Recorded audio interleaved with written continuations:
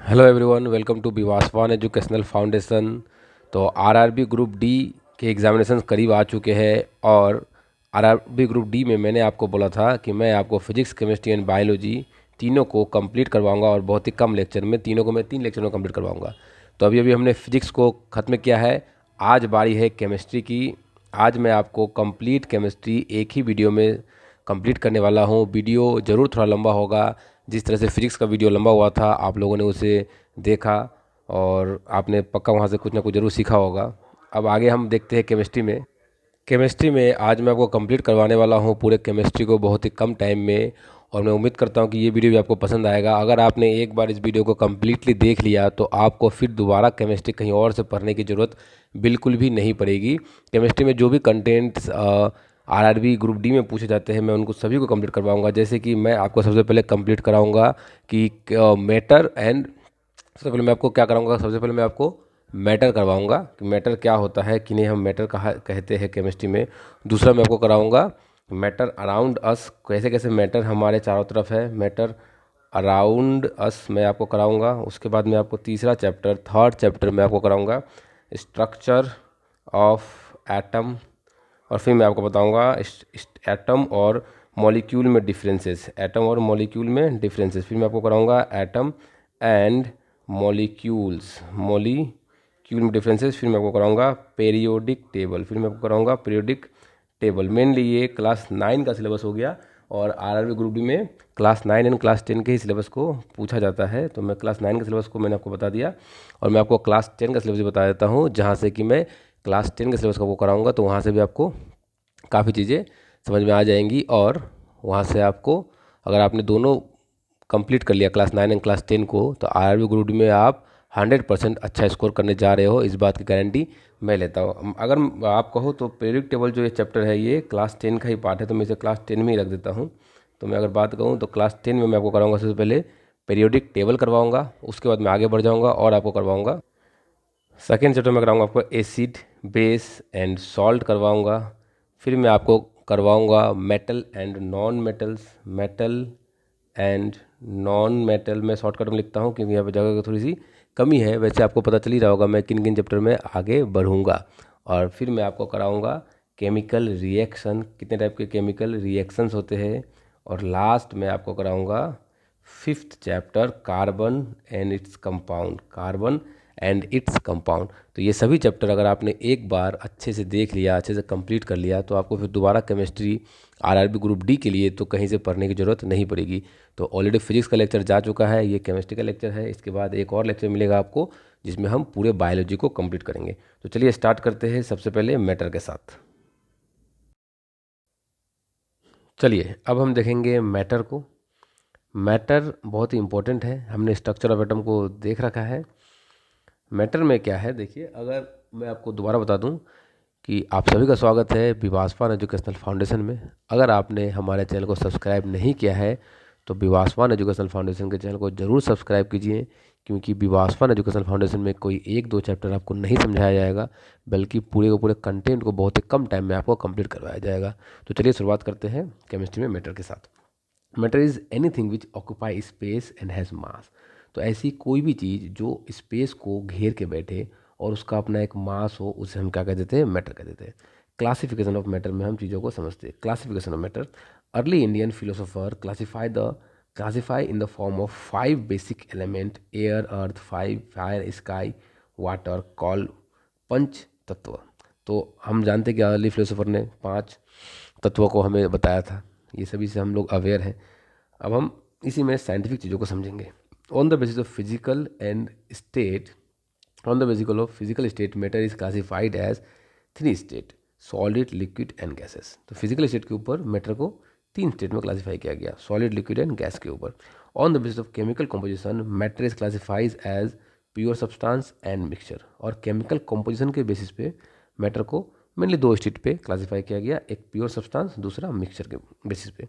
Pure substance क्या है? Pure substance may be element और कंपाउंड। प्योर सब्सटेंस एलिमेंट हो सकते हैं और कंपाउंड हो सकते हैं। मिक्सचर में भी होमोजेनियस मिक्सचर और हेट्रोजेनियस मिक्सचर। देखिए मतलब क्या बोलना चाह रहा है ये, कि जो भी हमारे मैटर है उनको क्या किया गया, मैटर को 2 पार्ट में क्लासीफाई किया गया। एक बोला गया प्योर सब्सटेंस और दूसरा क्या बोला गया, दूसरा बोला गया मिक्सचर। जो प्योर सब्सटेंस है, प्योर सब्सटेंस में दो एलिमेंट या फिर कंपाउंड, और मिक्सचर में दो होमोजीनियस और हेटेरोजीनियस। मिक्सचर में दो और प्योर सब्सटेंस में दो। मैं इन सभी को भी डिटेल में आपको पढ़ाऊंगा। Physical nature of matter, matter के फिजिकल नेचर कैसे होते हैं। Matter is made up of particle, matter हमेशा याद रखिए पार्टिकल से मिलकर बना होता है। पार्टिकल जो है वो वेरी टाइनी, बहुत ही छोटे छोटे होते हैं, जो हमें खुली आंखों से जल्दी दिखते नहीं है। अगर ठीक ठाक लाइट की एक्सपोज मिले तो हमें कहीं ना कहीं टिंडल इफेक्ट से वो दिख जाता है। The particle of matter have space between them, और मैटर के बीच में जो दो पार्टिकल है, दो पार्टिकल मान लीजिए, तो उसके बीच में एक स्पेस होगा, एक गैप होगा। उस गैप को आप ना भूलिए।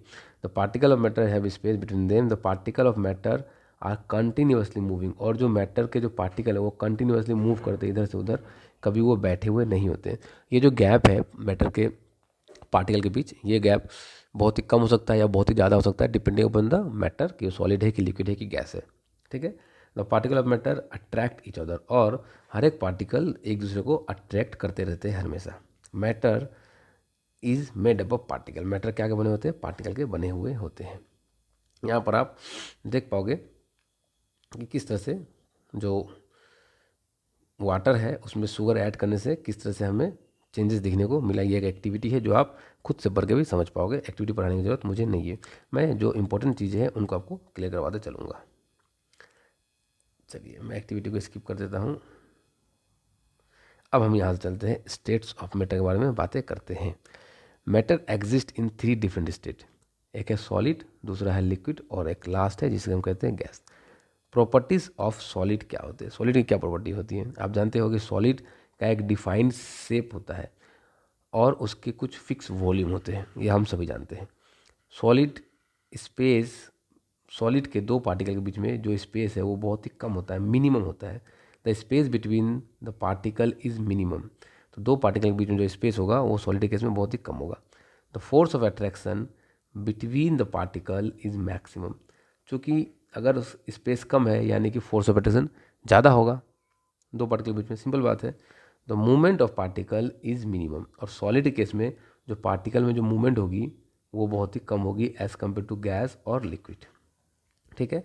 दे आर लिस्ट कंप्रेसिबल, आप सॉलिड को कंप्रेस करके छोटा नहीं कर सकते, बहुत ही कर सकते हो, बहुत ही ज़्यादा नहीं। The rate of diffusion is list, मतलब सॉलिड डिफ्यूज़ करके एक जगह से दूसरी जगह चला जाए या उड़ जाए, ऐसा बहुत ही कम होता है। ठीक है। तो ये सॉलिड के पार्टिकल हो गए। ये देखिए आप, एक मैटर से, एक पार्टिकल से दूसरे पार्टिकल के बीच में गैप ना के बराबर है। अब प्रॉपर्टीज़ ऑफ लिक्विड के बारे में बातें करते हैं। तो आप सभी जानते हैं कि लिक्विड का कोई शेप नहीं होता है, हाँ, मगर उनका एक फिक्स वॉल्यूम जरूर होता है। ठीक है। अच्छा, जिस कंटेनर में आप लिक्विड को रखो वो उसी का शेप ले लेता है, ये बातें भी आप जानते हैं। Space between the particle is intermediate, मतलब अगर सॉलिड के केस में दो पार्टिकल के बीच में स्पेस थोड़ा था तो लिक्विड के केस में वो थोड़ा सा बढ़ जाएगा, बहुत ही ज़्यादा नहीं मगर थोड़ा सा बढ़ जाएगा। The force of attraction between the particle is intermediate. ठीक है। The movement of particle is intermediate, अब जबकि स्पेस बढ़ चुका है तो फोर्स ऑफ अट्रैक्शन कम चुका है, अगर फोर्स ऑफ अट्रैक्शन भी कम चुका है तो कहीं ना कहीं हमें मूवमेंट देखने को यहाँ पे मिल जाएगा। और लेस कंप्रेसिबल, इसे आप कंप्रेस कर ही नहीं सकते हो, वाटर तो लगभग लिक्विड इनकम्प्रेसिबल होता है एक्सक्यूज मी, आप लिक्विड को कंप्रेस कर ही नहीं सकते हो। द रेट ऑफ डिवीजन थोड़ा सा ज़्यादा होगा सॉलिड से। इन कुछ पॉइंट्स पे ही आप मैटर को स्टडी कर सकते हो, मैटर्स के प्रॉपर्टी को समझ सकते हो। प्रॉपर्टीज ऑफ गैस, गैसेस के क्या प्रॉपर्टी होते हैं वो समझते हैं। देखिए, गैस का ना तो कोई डिफाइंड शेप होता है, ना ही कोई फिक्स वॉल्यूम होता है। और gas occupy the whole space of the container, आप उसे जिस कंटेनर में रखो उस कंटेनर के पूरे के पूरे स्पेस को वो ले लेगा, वो ऐसा नहीं कि कोने में बैठा हुआ है। गैस के दो पार्टिकल के बीच में जो स्पेस है वो बहुत ही ज़्यादा होगा। अब अगर स्पेस ज़्यादा है तो फोर्स ऑफ अट्रैक्शन क्या होगा, बहुत ही कम होगा, सिंपल बात है ये तो। और अगर फोर्स ऑफ अट्रैक्शन कम है तो पार्टिकल में मूवमेंट्स हमें ज़्यादा देखने को मिलेंगे। और ये कंप्रेसेबल भी होते हैं, गैस को आप काफ़ी कंप्रेस कर सकते हो, काफ़ी हद तक कंप्रेस कर सकते हो। द रेट ऑफ डिफ्यूज़न जो है गैस का वो ज़्यादा होगा, किससे ज़्यादा होगा, तो सॉलिड से एंड लिक्विड से ज़्यादा होगा रेट ऑफ डिफ्यूज़न गैस का। चलिए, ये आप देख सकते हो, ये गैस के पार्टिकल्स कितने दूर दूर है, लिक्विड में थोड़े से करीब आ गए और सॉलिड में एकदम कॉम्पैक्ट होकर पैक्ड होकर बैठा हुआ है। Change of state, change of state को हम समझते हैं यहाँ पर। देखिए, when A solid is heated it change into liquid. आप जब सॉलिड को हीट करोगे तो वो लिक्विड में बदलेगा, और जब लिक्विड को हीट करोगे तो वो किस चीज़ में बदलेगा, तो वो गैस में बदल जाएगा। गैस को जब आप ठंडा करोगे तो वो लिक्विड में आएगा, और जब लिक्विड को आप ठंडा करोगे तो वो सॉलिड बन जाएगा। ये बातें आप जानते हो, यहाँ पर कोई दोहराई नहीं है। एग्जाम्पल के तौर पे यहाँ पर एक बात बताया गया है, इसे समझते हैं। इफ़ आइस इज़ हीटेड, वो क्या बदल जाता है, वाटर में। और वाटर को अगर आप हीट करोगे तो वो क्या बदल जाता है, स्टीम में, वाटर वेपर में। स्टीम को अगर आप ठंडा करो तो वो सेडिमेंट होकर पानी बनता है, और उसको भी अगर ठंडा करो तो फ्रीज होकर के क्या बनता है, आइस बनता है। इसी तरह से जब आप सॉलिड को हीट करते हो तो लिक्विड बनेगा, लिक्विड को हीट करोगे तो गैस, उल्टा चलोगे कूल करोगे तो लिक्विड, और कूल करोगे तो सॉलिड। तो ये कुछ चेंजेस हैं। यहाँ पर और भी चेंजेस हैं जिसको मैं आगे बताऊँगा आपको क्लास में। अभी आप बने रहिए वीडियो में। अगर आपको वीडियो पसंद आ रही हो तो प्लीज़ वीडियो को लाइक कीजिएगा, और अगर आपने अभी तक हमारे चैनल को सब्सक्राइब नहीं किया है तो चैनल को सब्सक्राइब करना बिल्कुल भी ना भूलें। मेल्टिंग क्या होता है, इस बात को समझिए। देखिए, मेल्टिंग, पेन का कलर ज़रा चेंज करूँ। मेल्टिंग,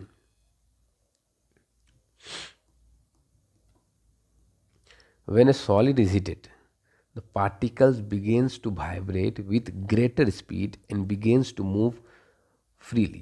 तो जब भी आप सॉलिड को हीट करते हो तो उनके जो पार्टिकल्स हैं वो नॉर्मली तो वाइब्रेट कर रहे थे, मगर उनकी स्पीड बहुत कम थी। अब जैसे ही आपने हीट करना स्टार्ट किया, उनके पार्टिकल में जो काइनेटिक एनर्जी है, उनकी जो वेलोसिटी है वो बढ़ गई, और वो फ्रीली मूव करने लगे। then at a particular temperature the solid melts and change into liquid। और एक पर्टिकुलर टेम्परेचर पे सॉलिड मेल्ट होके लिक्विड बन जाता है। The process of melting is also known as fusion. और जो आप प्रोसेस ऑफ मेल्टिंग को हम क्या कहते हैं, फ्यूजन भी कह देते हैं। The temperature at which solid melts call melting point. The melting point of ice is 0 degree Celsius, और अगर केल्विन में कहें तो 273 केल्विन। ये बातें आप जानते हो। लेटेंट हीट ऑफ फ्यूज़न क्या होता है, इस बात को आप समझिए। ये फिजिक्स में पढ़ाया जाता है, मैं आपको यहाँ पर भी समझा देता हूँ। The amount of heat energy required to change 1 kg of solid into liquid at atmospheric 1 atmospheric pressure at the melting point is called latent heat of fusion. यानी कि आप 1 ग्राम सॉलिड ले लो, सॉलिड मतलब आइस ले लो, और उसे हीट दो। इतना हीट दो कि वो 1 ग्राम ही पानी बन जाए, 1 ग्राम ही पानी बन जाए। 1 kg बोला गया है तो ऐसी कोई बात नहीं है, मैं 1 ग्राम से लेकर चल सकता हूँ। तो 1 ग्राम वाटर बन जाए, ठीक है। अब आपने जो यहाँ पर हीट दिया आइस को वाटर में चेंज करने के लिए, यानी कि सॉलिड को लिक्विड में चेंज करने के लिए, इस हीट को हम कह देते हैं लेटेंट हीट ऑफ फ्यूज़न, जिसकी वैल्यू होती है 80 कैलोरी। जिसकी वैल्यू कितनी होती है, 80 कैलोरी होती है, ठीक है। चलिए आगे चलते हैं। बॉइलिंग क्या है उसे समझते हैं। बॉइलिंग बहुत ही प्यारा सा कॉन्सेप्ट है। Boil the when a liquid is heated the particles begins to move even faster. अब लिक्विड में तो दूर दूर थे ही पार्टिकल, वैसे भी तो मूव कर ही रहे थे, मगर हीट किया हमने तो और ज़्यादा फास्ट मूव करने लगे, और ज़्यादा भागने लगे। Then a particular temperature the liquid begins to boil and change into gas. और एक पर्टिकुलर टेम्परेचर पे आके लिक्विड बॉयल होना स्टार्ट हो जाएगा और वेपर बनना स्टार्ट हो जाएगा। Boiling is a bulk phenomena. When the liquid boils the liquid change into vapour. जब बल्क में लिक्विड बॉयल होगा तभी वो वेपर में चेंज होगा। The temperature at which liquid start boiling is called boiling point. ये आप जानते हो कि जिस टेम्परेचर पे पानी बॉयल होना स्टार्ट हो जाएगा उस पॉइंट को हम कहते हैं बॉइलिंग पॉइंट ऑफ वाटर।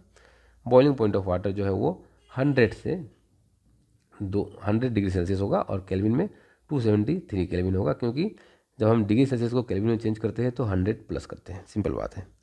अब यहाँ पर एक अच्छा सा कॉन्सेप्ट है जिसको हम कहते हैं लेटेंट हीट ऑफ वेपराइजेशन। अभी हमने लेटेंट ऑफ फ्यूजन देखा, अब हम देखेंगे लेटेंट हीट ऑफ वेपराइजेशन। यानी कि लेटेंट हीट ऑफ वेपराइजेशन क्या है, अगर आपके पास 1 ग्राम पानी है, 1 ग्राम आपके पास वाटर है, इस 1 ग्राम वाटर को आप हीट दे रहे हो, ऐसे आप 1 ग्राम गैस बना दिया आपने, पानी नहीं बचा, 1 ग्राम वाटर वेपर बना दिया।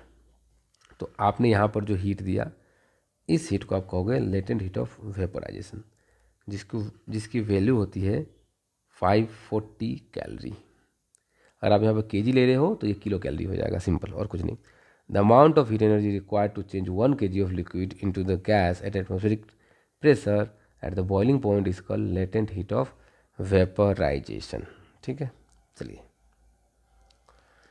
आगे चलते हैं, सब्लिमेशन को समझते हैं। सब्लिमेशन किसे कहा जाता है?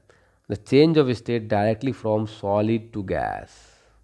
सॉलिड से अगर कोई डायरेक्टली गैस पे चले जाए, या फिर gas to solid, from solid to gas, और from gas to solid is called sublimation. उसे क्या कहते हैं? सब्लिमेशन कहते हैं। जैसे कैम्फर एक सॉलिड है जो कि डायरेक्टली गैस में चला जाता है, it's change into vapour, the vapour are cooled into the solid, और वेपर डायरेक्टली सॉलिड पे आ जाता है। Effect of pressure on gas, gas पे प्रेशर का क्या इफेक्ट आता है? When a pressure is applied on a gas particle come closer and the gas change into liquid. आप अगर गैस को बहुत ज़्यादा प्रेशर दो, जैसे कि आपके घर पे जो एलपीजी सिलेंडर है उसका नाम क्या है? LPG, liquefied petroleum gas. यानी कि इस पर इतना ज़्यादा प्रेशर दिया गया कि इसके अंदर जो पेट्रोलियम गैस है वो लिक्विफाई हो गया, वो लिक्विड हो गया। We can liquefy gas by applying pressure and reducing the temperature, और टेम्परेचर को कम करके प्रेशर को अप्लाई करके हम लोग गैस को लिक्विफाई कर सकते हैं। Compress solid carbon dioxide is called dry ice. अगर आप कार्बन डाइऑक्साइड को इतना कंप्रेस करो कि वो लिक्विड होने के बाद सॉलिड हो जाए, और इतना कम टेम्परेचर कर दो कि वो सॉलिड स्टेट में रहे, तो उसको हम ड्राई आइस कह देते हैं। If the pressure is reduce it's change directly to gas. अगर प्रेशर कम हो जाए without coming into the liquid state, so the solid carbon dioxide is known as dry ice, और हम सॉलिड कार्बन डाइऑक्साइड को dry ice का नाम दे देते हैं। अब यहाँ पर देखिए, इस स्लाइड से, इस कंटेंट से आपको पूरी की पूरी क्लियरिटी हो जाएगी।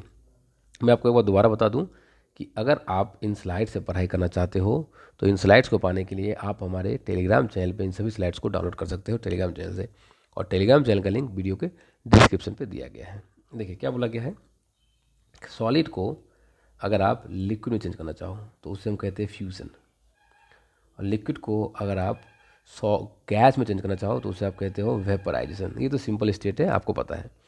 मगर अगर कभी सॉलिड डायरेक्टली गैस में आ जाए, सॉलिड डायरेक्टली गैस में आ जाए तो उसे कहेंगे सब्लिमेशन, और गैस डायरेक्टली सॉलिड में चला जाए तो इसे भी हम सब्लिमेशन ही कह देंगे। लिक्विड अगर गैस में चला जाए उल्टा तो सॉलिडिफिकेशन कहेंगे या फ्रीजिंग कहेंगे, और अगर गैस लिक्विड में चला जाए तो उसे हम कंडेंसेशन कहेंगे। एक्चुअली इसे आप डिपोजिशन भी कह सकते हो, डिपोजिशन, डिपोजिशन भी कह सकते हो। चलिए आगे बढ़ते हैं। वेपोराइजेशन क्या है वो समझते हैं। The change of liquid into vapour at any temperature below it's boiling point. इस बात को समझिए, ई वेपोरेशन, वेपोराइजेशन है, सॉरी, ई वेपोरेशन। ई वेपोरेशन और वेपोराइजेशन अलग चीज़ है। अगर आप बॉइलिंग टेम्परेचर पे ले जाकर के वाटर को वेपर बना रहे हो तो उसे हम कहेंगे वेपोराइजेशन ऑफ वाटर। मगर आप बॉइलिंग टेम्परेचर पे ना पहुंच के भी वाटर को वेपराइज कर पा रहे हो तो उसे कहेंगे ई वेपोरेशन। जैसे कि आप जब कपड़े की धुलाई होती है तो कपड़े को हम बाहर सूखने को देते हैं, चूँकि 100 डिग्री टेम्परेचर नहीं पहुंचता है कपड़े का, फिर भी कहीं ना कहीं उसके वाटर सब के सब इवेपोरेट हो जाते हैं। तो यानी कि इवेपोरेशन होने के लिए 100 डिग्री की ज़रूरत नहीं होती है। इस बात को ध्यान से दिमाग में घुसा लीजिए। Evaporation is a surface phenomena. Particles from the surface gain enough energy to overcome the force of attraction and change into vapour state. Particle जो सरफेस पे है वो इनफ एनर्जी अगर उसे मिल जाए तो वो वहाँ से गैस में चला जाएगा, वहाँ पर उस स्टेट में बैठ के नहीं रहेगा। वो क्या क्या फैक्टर्स है जो हमारे इवेपोरेशन को अफेक्ट करेंगे, तो हम ये समझेंगे अब। Factor affecting evaporation, the rate of evaporation depend upon the surface area. कितना सरफेस एरिया है उस पर डिपेंड करता है। इसलिए आप जब खाने को ठंडा करना चाहते हो या किसी भी चीज़ को ठंडा करना चाहते हो, आप रेट ऑफ इवेपोरेशन को बढ़ाते हो और सरफेस एरिया को बढ़ाते हो। बड़े थाली में, बड़े प्लेट में खाने को लेना चाहते हो। Temperature, humidity and wind space, वहाँ का टेम्परेचर कितना है, वहाँ पर ह्यूमिडिटी कितनी है, और वहाँ पर विंड स्पीड कितना है। यहाँ इसलिए हम पंखे नीचे खाने को रख देते हैं। तो ये सब देखिए डेली लाइफ की चीज़ें हैं। अगर आप रिलेट कर पाओ, अगर आप चीज़ों को समझ पाओ तो साइंस आपको बहुत ही अच्छी लगेगी। अगर आप रिलेट नहीं कर पाओ और साइंस से डरो तो साइंस आपको बहुत ही बोरिंग लगेगा। अब ये सब आपके हाथ पे है, it's all depends up to you कि आपको क्या करना है। साइंस को एंजॉय करना है, साइंस को फन बनाना है, या साइंस से डरते रहना है, भागते रहना है। नेक्स्ट क्या बात है यहाँ बोली गई है, increase in the surface area increase the rate of evaporation. सही बात है, अगर आप सरफेस एरिया को बढ़ाओ तो इवेपोरेशन बढ़ जाएगा। इंक्रीज अगर आप करो टेम्परेचर तो रेट ऑफ इवेपोरेशन भी बढ़ जाएगा। मतलब जितना गर्म खाना उतना जल्दी ठंडा होगा, या उस इलाके का temperature. Increase in humidity decrease in the rate of evaporation. अगर सरफेस में पहले से पानी है, मॉइस्चर है, तो रेट ऑफ इवेपोरेशन डिक्रीज हो जाएगा। Increase in wind space increase in rate of evaporation, ये आप जानते हो। फिर यहाँ क्या बोला गया है, इवेपोरेशन कॉज कूलिंग। इवेपोरेशन से हमें कूलिंग भी मिलती है, ये बात हम जानते हैं। इवेपोरेशन से हमें कूलिंग भी मिलती है, इस बात को हम जानते हैं। When a liquid evaporate the particle of a liquid absorb heat from the surrounding and evaporate the surrounding become cold. यानी कि मान लो आपके ये बॉडी का सरफेस है, आपके बॉडी पे एक पसीने का बूंद, पानी का बूंद आके बैठा, तो अब यहाँ से पानी का बूंद आके बैठा तो ये इवेपोरेट होकर के उड़ के चला जाएगा। तो जब ये इवेपोरेट हुआ तो इसने हीट गेन करा। हीट गेन कहाँ से करा इसने, अपने ही सराउंडिंग से हीट गेन करा, अपने ही सराउंडिंग से हीट गेन करा। तो ये तो आपका स्किन है, आपका स्किन से अगर हीट गेन कर रहा है तो आपको स्किन पे कैसा महसूस होगा, आपको स्किन पे ठंडा महसूस होगा। तो हम जो पर्स्पिरेशन करते हैं, हमें जो पसीना आता है, वो कहीं ना कहीं हमारे बॉडी का एक डिफेंस मैकेनिज्म है, बॉडी खुद को ठंडा करना चाहता है, इसलिए। तो इसी के साथ मैंने आपको मैटर चैप्टर को बहुत ही डिटेल में पढ़ाया। काफ़ी अच्छे अच्छे कॉन्सेप्ट है इसमें, मैंने आपको वो सभी को समझाया, और मैं उम्मीद करता हूँ कि आपको चीज़ें समझ में आई होंगी। अगर आपको चीज़ें समझ में आई तो प्लीज़ वीडियो को लाइक कीजिएगा। अगर आपने हमारे चैनल को अभी तक सब्सक्राइब नहीं किया है तो प्लीज़ हमारे चैनल को सब्सक्राइब कीजिएगा। भाई वासवान एजुकेशनल फाउंडेशन में हम आपको सिर्फ कोई एक दो कॉन्सेप्ट नहीं पढ़ाते हैं, बल्कि आपको पूरे को पूरे कॉन्सेप्ट को क्लियर करवाते हैं, साथ ही साथ सभी चैप्टर को क्लियर करवाते हैं। और हम प्रीवियस ईयर क्वेश्चन को भी अंडर एस्टिमेट नहीं करते हैं। जहाँ से भी जितने भी प्रीवियस ईयर में पूछे गए क्वेश्चन हैं, मैं उनको भी लेके आता हूँ, और कुछ मैं अपने द्वारा बनाए गए भी क्वेश्चन को आपको प्रैक्टिस करवाता हूँ। और अगर आप हमारे किसी भी ऑफलाइन बैच से जुड़ना चाहते हो, या आप हमसे ऑनलाइन में ही पढ़ाई करना चाहते हो, पर्सनलाइज लर्निंग करना चाहते हो, हमसे सीखना चाहते हो, तो आप हमारे टीम का नंबर यहाँ पर दिया गया है स्क्रीन पे, आप वहाँ से हमारी टीम से कांटेक्ट कर सकते हो और हमारे इंस्टीट्यूट में एडमिशन ले सकते हो। चलिए कॉन्सेप्ट में आगे बढ़ते हैं और नेक्स्ट चैप्टर की ओर फिर हम आगे बढ़ेंगे।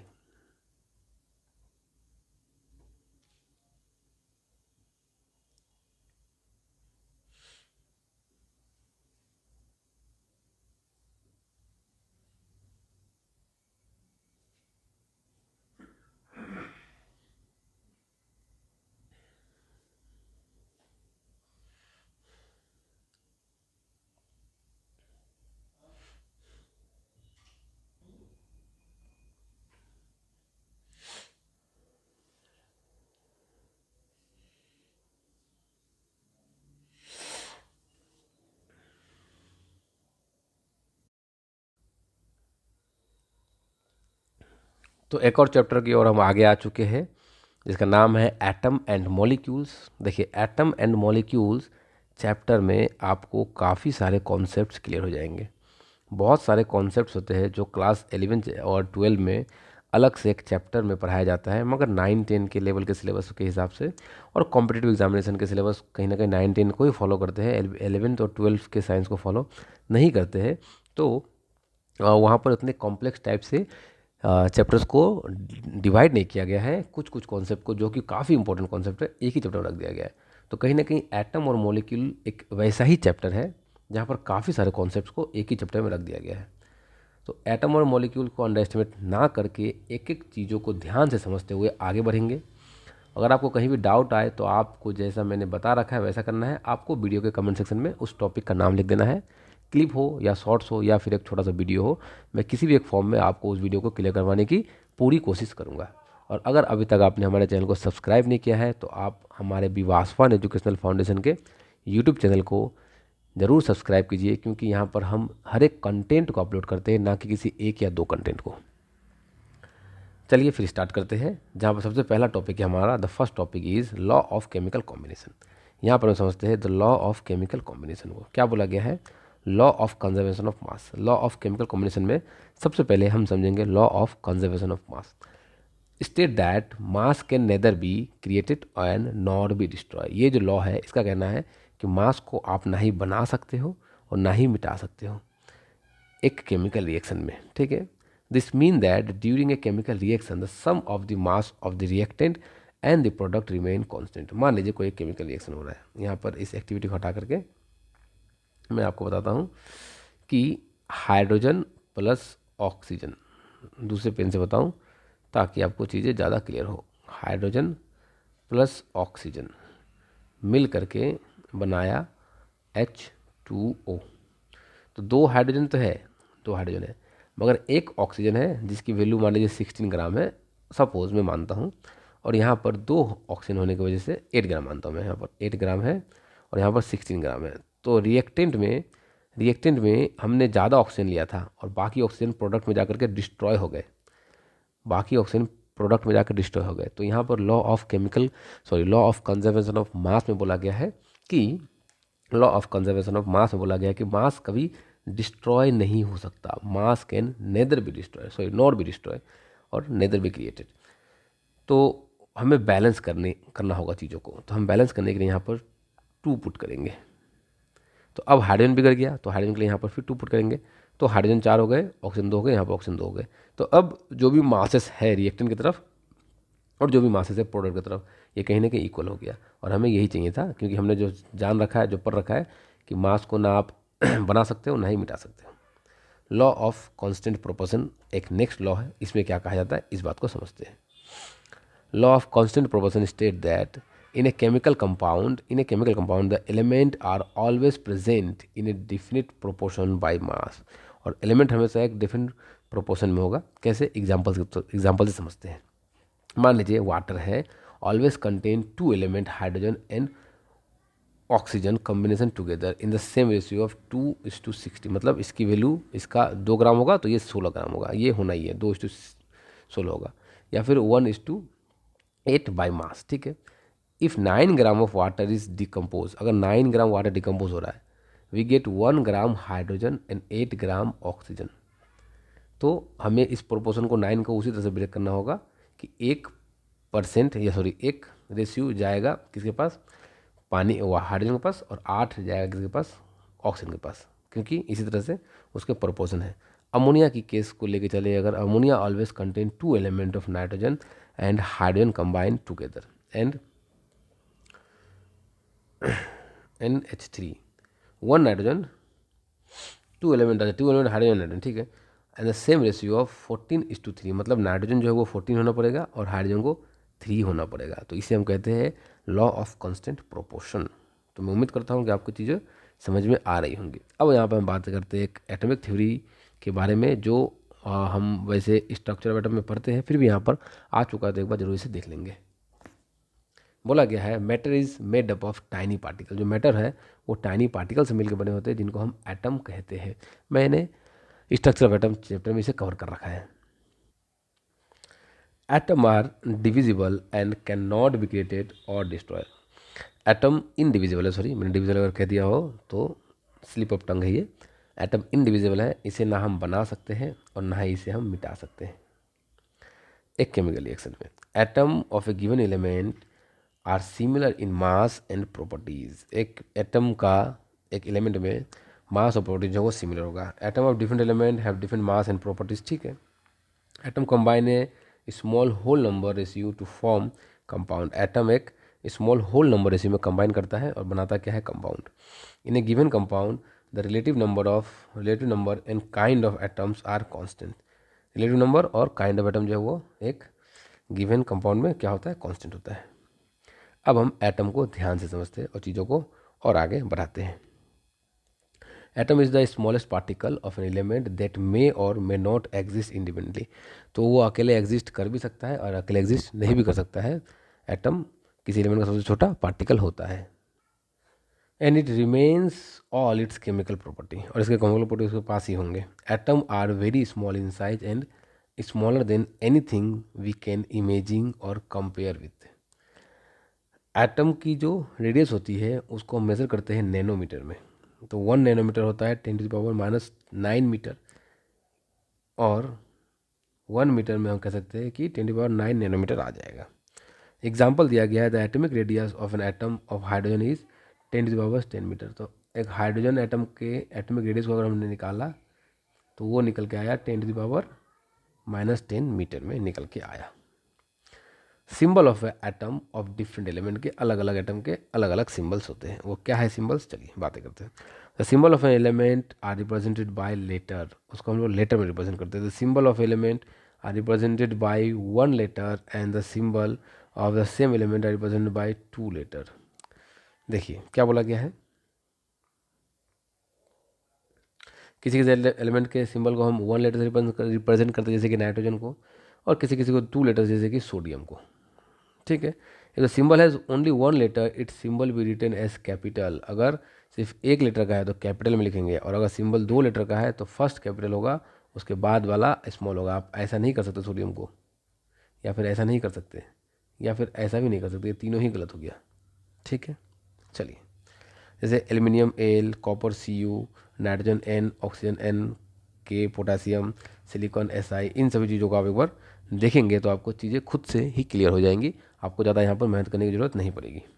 एटॉमिक मास क्या होता है इस बात को हम समझते हैं। चलिए atomic mass, the sins the atomic atoms are very small in size, its mass is very small and determine its mass by very difficult। बहुत ही छोटा होता है तो इसको मास को हमको डिटरमाइन करने में बहुत ही दिक्कतें होती हैं।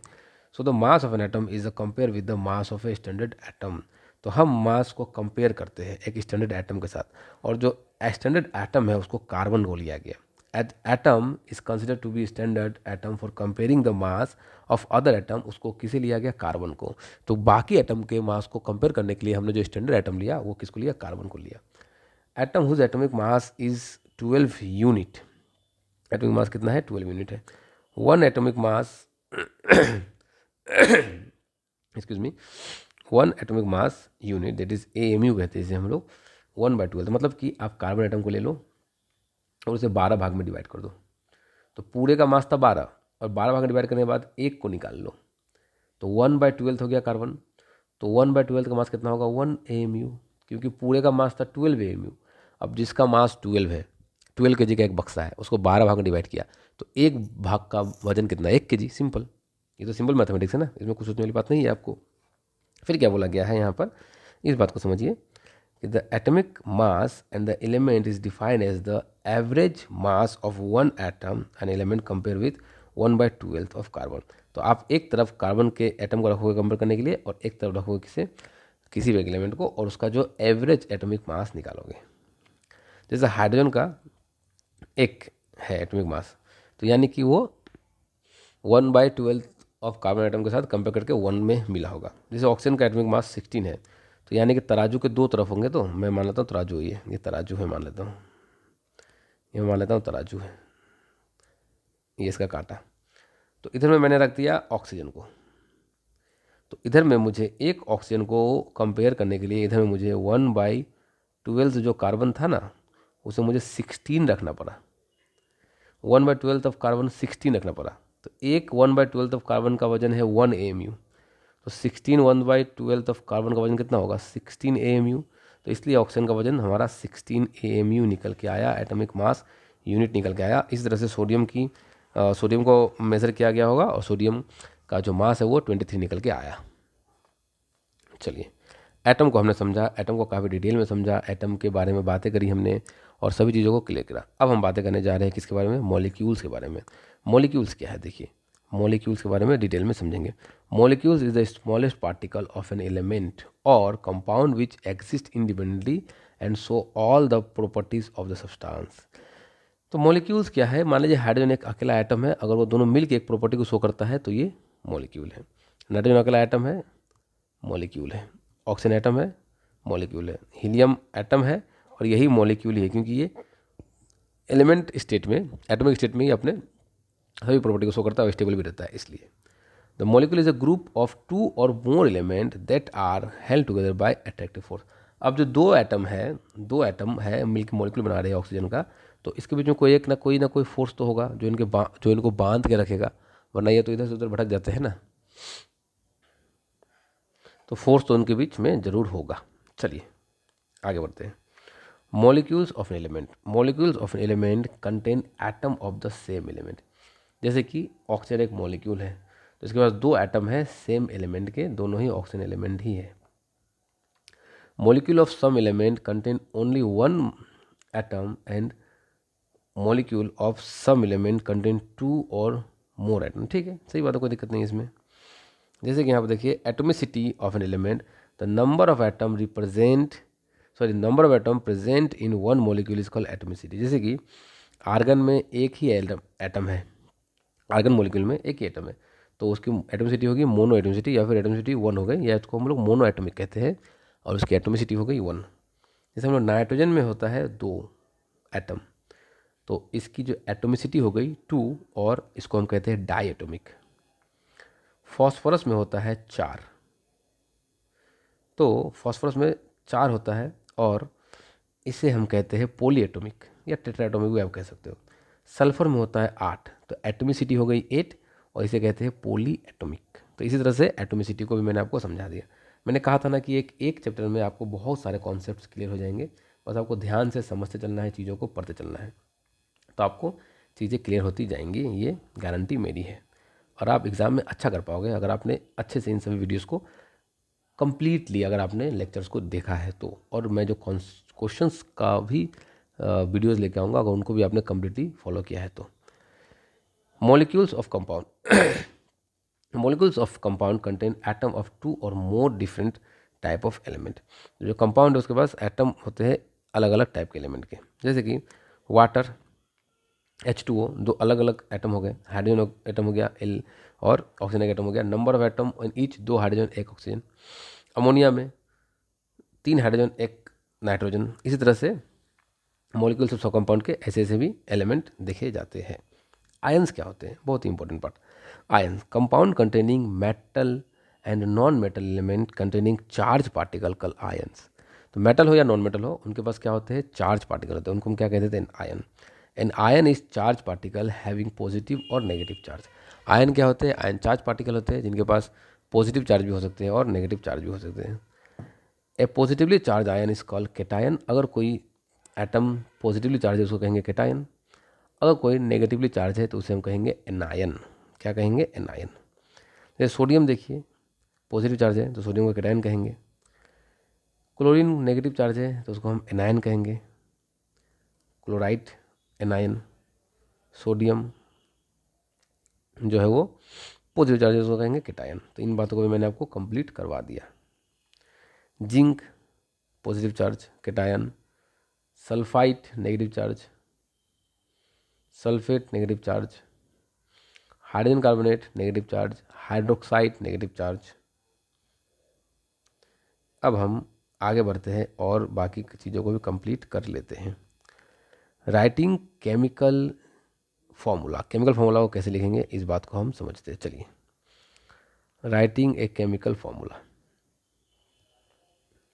क्या बोला गया है, right symbol formula of element और ion so that the symbol of a metal और positive ion on the left and the symbol formula of non metal negative ion on the right. क्या बोला गया है यहाँ पर, देखिए मेटल और नॉन मेटल में मेनली क्या होता है, दोस्ती होता है। तो आप ऐसा कर सकते हो कि पॉजिटिव वाले को आप लिखो लेफ्ट में और नेगेटिव वाले को लिखो राइट में, ये बोलना वो चाह रहे हैं। ठीक है, right the valency of element और आयन बिलो द एलिमेंट, इसके नीचे इसका वैलेंसी लिखो, इसके नीचे इसका वैलेंसी लिखो। Cross the valency of combining, दोनों के वैलेंसी को क्रॉस कर दो कंबाइनिंग आयन का। Polyatomic ion should be enclose in bracket, polyatomic ion है तो उनको ब्रैकेट में लिखना है। अब मैं आपको ये फॉर्मूला लिखने का तरीका सिखा दिया, एग्जाम्पल से समझा पाऊंगा। ये पॉजिटिव है, आपको पता है हाइड्रोजन, तो आपने लिख दिया लेफ्ट साइड में।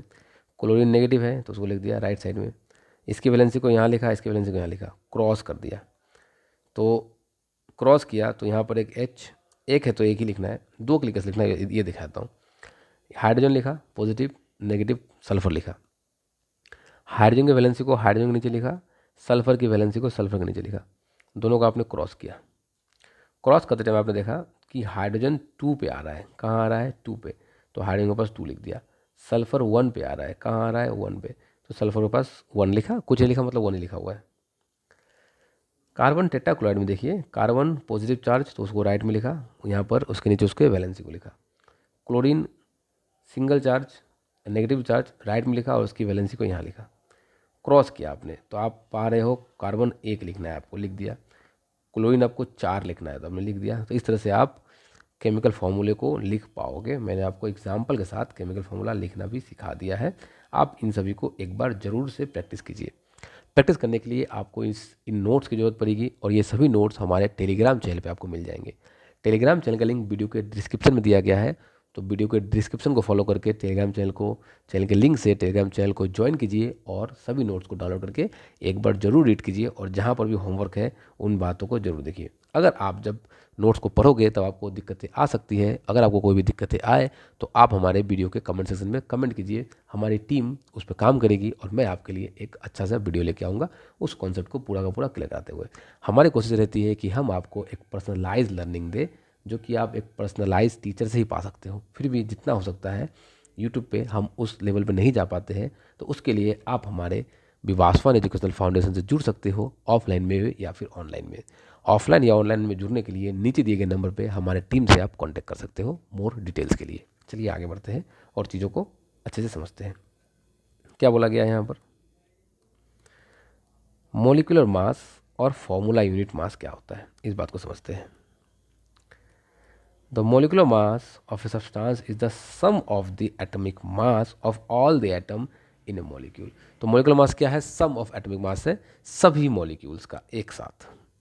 जैसे molecular mass या formula mass क्या होता है? जैसे कि H2O, तो हाइड्रोजन हाइड्रोजन का एटॉमिक मास 1 होता है और वो 2 हाइड्रोजन है तो 2 इंटू कर दिया, प्लस ऑक्सीजन का एटॉमिक मास 16 होता है, एक है, एक ऑक्सीजन है तो मैंने यहाँ पे एक लिख दिया।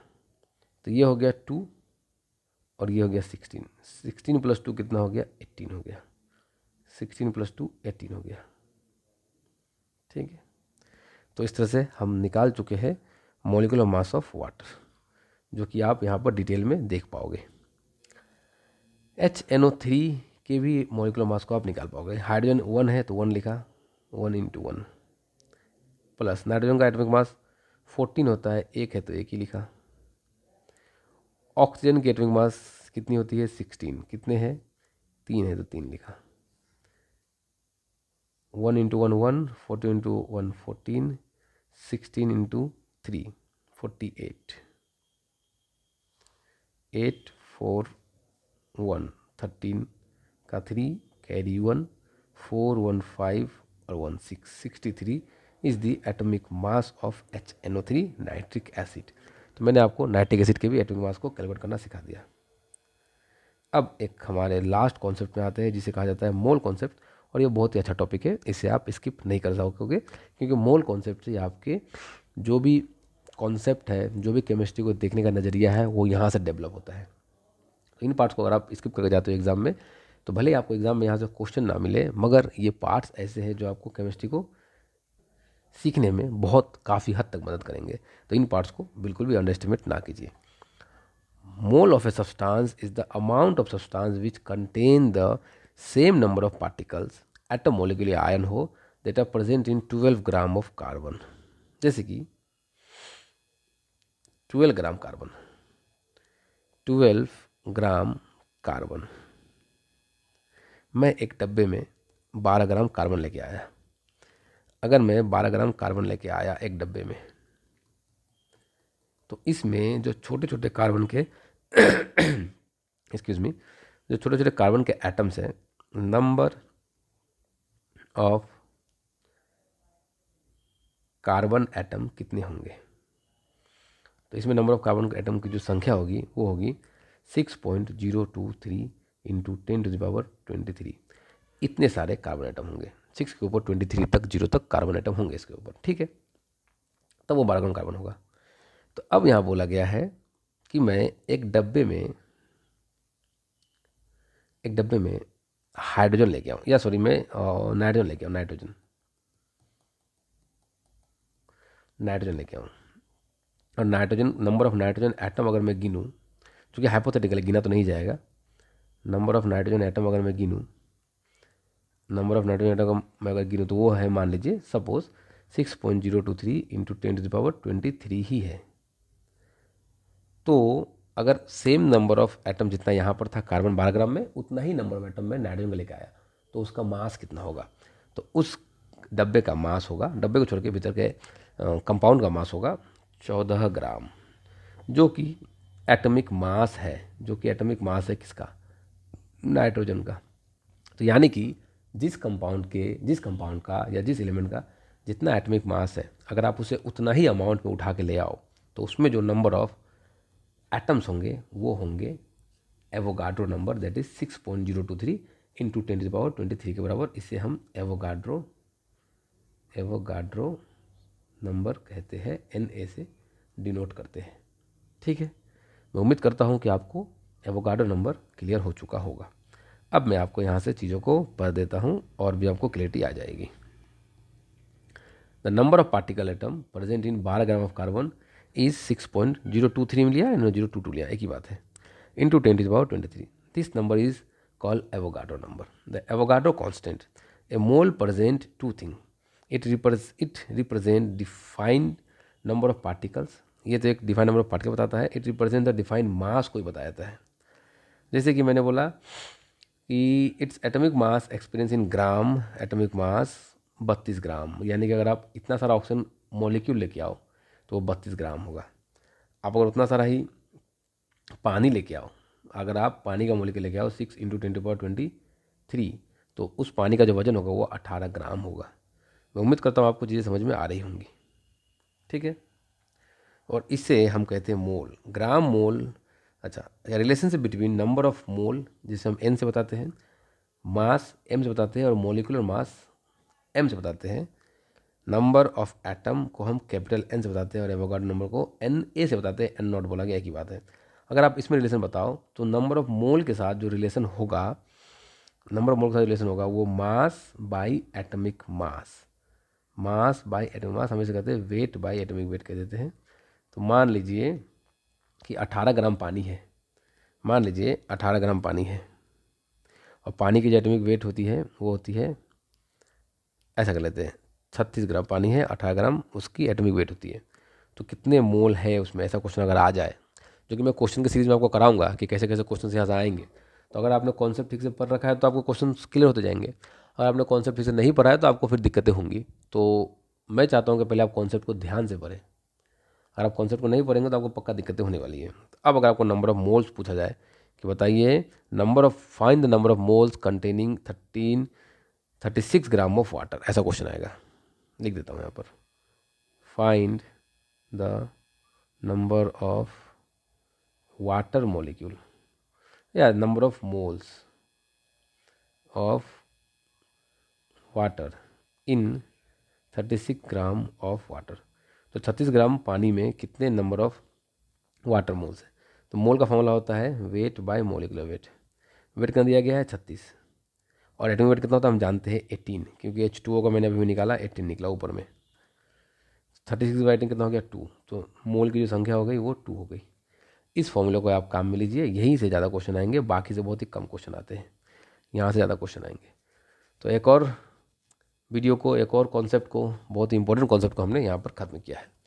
अगर आपको वीडियो पसंद आ रही है तो प्लीज़ वीडियो को लाइक कीजिएगा। अगर आपने चैनल को अभी तक सब्सक्राइब नहीं किया है तो प्लीज़ चैनल को सब्सक्राइब कीजिएगा। और अगर आप हमारे विवासवान एजुकेशनल फाउंडेशन से जुड़ना चाहते हो तो नीचे दिए गए नंबर पर हमारे टीम से कॉन्टैक्ट जरूर कीजिए। चलिए, तो अब हम शुरुआत करते हैं एक बहुत ही इंपॉर्टेंट चैप्टर जिसका नाम है स्ट्रक्चर, इसका नाम है structure of atom. Structure of atom एक बहुत ही इंपॉर्टेंट चैप्टर है आपके एग्जामिनेशन के लिए, यहाँ से काफ़ी क्वेश्चंस पूछे जाते हैं। और मैं आपको बता दूं, अगर अभी तक आपने हमारे चैनल को सब्सक्राइब नहीं किया है तो हमारे चैनल को ज़रूर सब्सक्राइब करके रखिए, क्योंकि यहाँ पर आपको कोई एक चैप्टर ने पूरा का पूरा सिलेबस को कंप्लीट कराया जाता है। तो यहाँ पर देखिए कुछ बातें करी गई है कि charge particle in matter, matter में क्या चार्ज पार्टिकल होते हैं, कौन से चार्ज पार्टिकल होते हैं। The atom have 3 type of sub atomic particle, atom के पास 3 टाइप के सब एटॉमिक पार्टिकल होते हैं, एक है इलेक्ट्रॉन, दूसरा है प्रोटॉन, और एक और है जिसका नाम है न्यूट्रॉन। तो एटम में 3 चार्ज पार्टिकल होते हैं, मैंने आपको बताया, मतलब पार्टिकल होते हैं, चार्ज नहीं, सब एटॉमिक पार्टिकल, जिनका नाम है इलेक्ट्रॉन, प्रोटॉन और न्यूट्रॉन। मैं आपको उससे एक बार क्लियर करवा देता हूँ। मान लीजिए कि ये एक एटम है, ये एक कार्बन का एटम है। कार्बन के एटम में ये है न्यूक्लियस, ये कार्बन का एटम है और अंदर में है न्यूक्लियस। तो न्यूक्लियस में दो सब एटॉमिक पार्टिकल होंगे, एक होगा प्रोटॉन और एक होगा न्यूट्रॉन। एक और सब एटॉमिक पार्टिकल होगा जिसका नाम है इलेक्ट्रॉन, वो एटम के न्यूक्लियस में नहीं होगा बल्कि ऑर्बिट में रिवॉल्व करेगा, सराउंडिंग घूमता रहेगा। अब मैंने क्या कहा कि there are three type of sub atomic particles, sub atomic particles, sub atomic particles, जिसमें से एक का नाम है इलेक्ट्रॉन, इलेक्ट्रॉन, दूसरा है proton and the last one is neutron. अगर हम चार्ज की बातें करें तो इलेक्ट्रॉन होता है positively charge, proton negatively charge और न्यूट्रॉन न्यूट्रल होता है, उसमें कोई चार्ज नहीं होता है। अगर मास की बातें करें, चार्ज की वैल्यू की बातें करें, सॉरी मैं थोड़ा गलत बोल गया, इलेक्ट्रॉन नेगेटिव चार्ज होता है, प्रोटॉन पॉजिटिव और न्यूट्रॉन न्यूट्रल होता है, कोई चार्ज नहीं होता है। अगर मैं चार्ज की वैल्यू की बातें करूँ तो इलेक्ट्रॉन की जो चार्ज होगी वो होगी 1.6 इंटू 10⁻⁻19 कूलम। प्रोटॉन का भी चार्ज का वैल्यू सेम होगा बट सिर्फ साइन ऑपोजिट होगा, प्लस हो जाएगा, plus 1.6 into 10⁻⁻19 coulomb.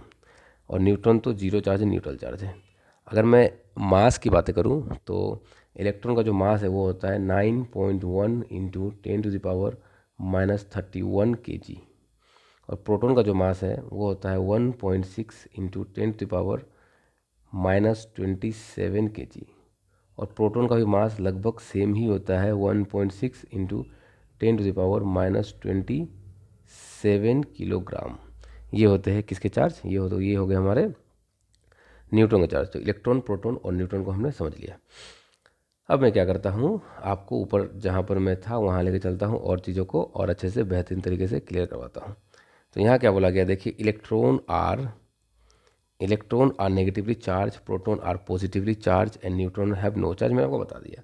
The mass of electron is 1/2000 time mass of hydrogen atom. Hydrogen atom की अगर हम बातें करें तो हाइड्रोजन एटम में अंदर में सिर्फ और सिर्फ एक प्रोटॉन होता है, कोई न्यूट्रॉन नहीं होता है और एक इलेक्ट्रॉन होता है। तो लगभग 1/2000 time mass of hydrogen atom के बराबर होता है। यानी कि अगर आप 2000 इलेक्ट्रॉन लो तो वो इक्वल होगा 1 हाइड्रोजन एटम के, ये यहाँ पर कहना चाह रहे हैं।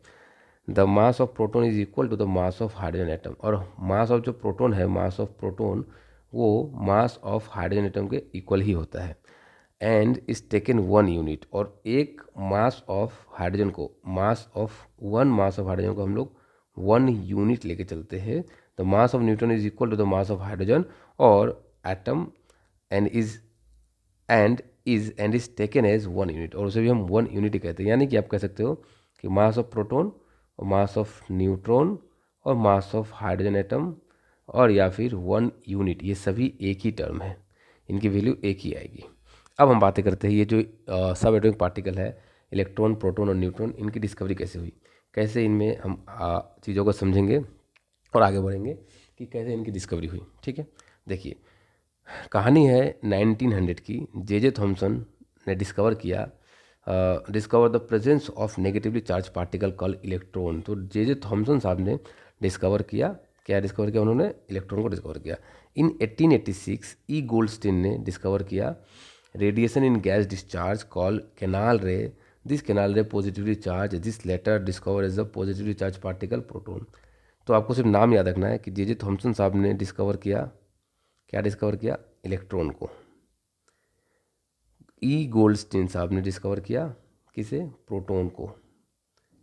और 1932 में सेडविक साहब ने डिस्कवर किया क्या, न्यूट्रॉन को। तो इन बातों को आपको ध्यान में रखना है। अब हम आते हैं स्ट्रक्चर ऑफ एटम में और आगे बढ़ते हैं और चीज़ों को समझते हैं। देखिए क्या बोला गया स्ट्रक्चर ऑफ एटम में, structure of atom, Thompson model of atom. Atom के काफ़ी मॉडल थे, जिसमें से एक थॉमसन नाम के साइंटिस्ट ने दिया था, तो उसे हम कहते हैं Thomson model of atom. According to Thomson model of an atom similar to the Christian pudding. तो क्रिसमस में जो पुडिंग जो हम खाते हैं उसके इक्विवेलेंट या उसके जैसे ही बताया स्ट्रक्चर को थॉमसन साहब ने, एटम के structure. Pudding has positively charge and electron having negatively charge were like plums on pudding. तो जिस तरह से प्लम्स होते हैं पुडिंग के ऊपर, उसी तरह से एटम के ऊपर इलेक्ट्रॉन है, इसके इक्विवेलेंट उन्होंने बताया। He propose that an atom consist of positive charge particle sphere and electron are embedded in it. उन्होंने बताया कि मान लीजिए एटम एक पॉजिटिवली चार्ज स्फीयर है और उसके अंदर में नेगेटिवली चार्ज इलेक्ट्रॉन हमारे अंदर में बैठे हुए होते हैं, एम्बेडेड होते हैं, और उसके अंदर में नेगेटिवली चार्ज इलेक्ट्रॉन हमारे क्या होते हैं, बैठे हुए होते हैं। फिर क्या बोला गया है, फिर यहाँ बोला गया है, देखिए the negatively and positively charge are equal in magnitude so that the whole atom is electrically neutral.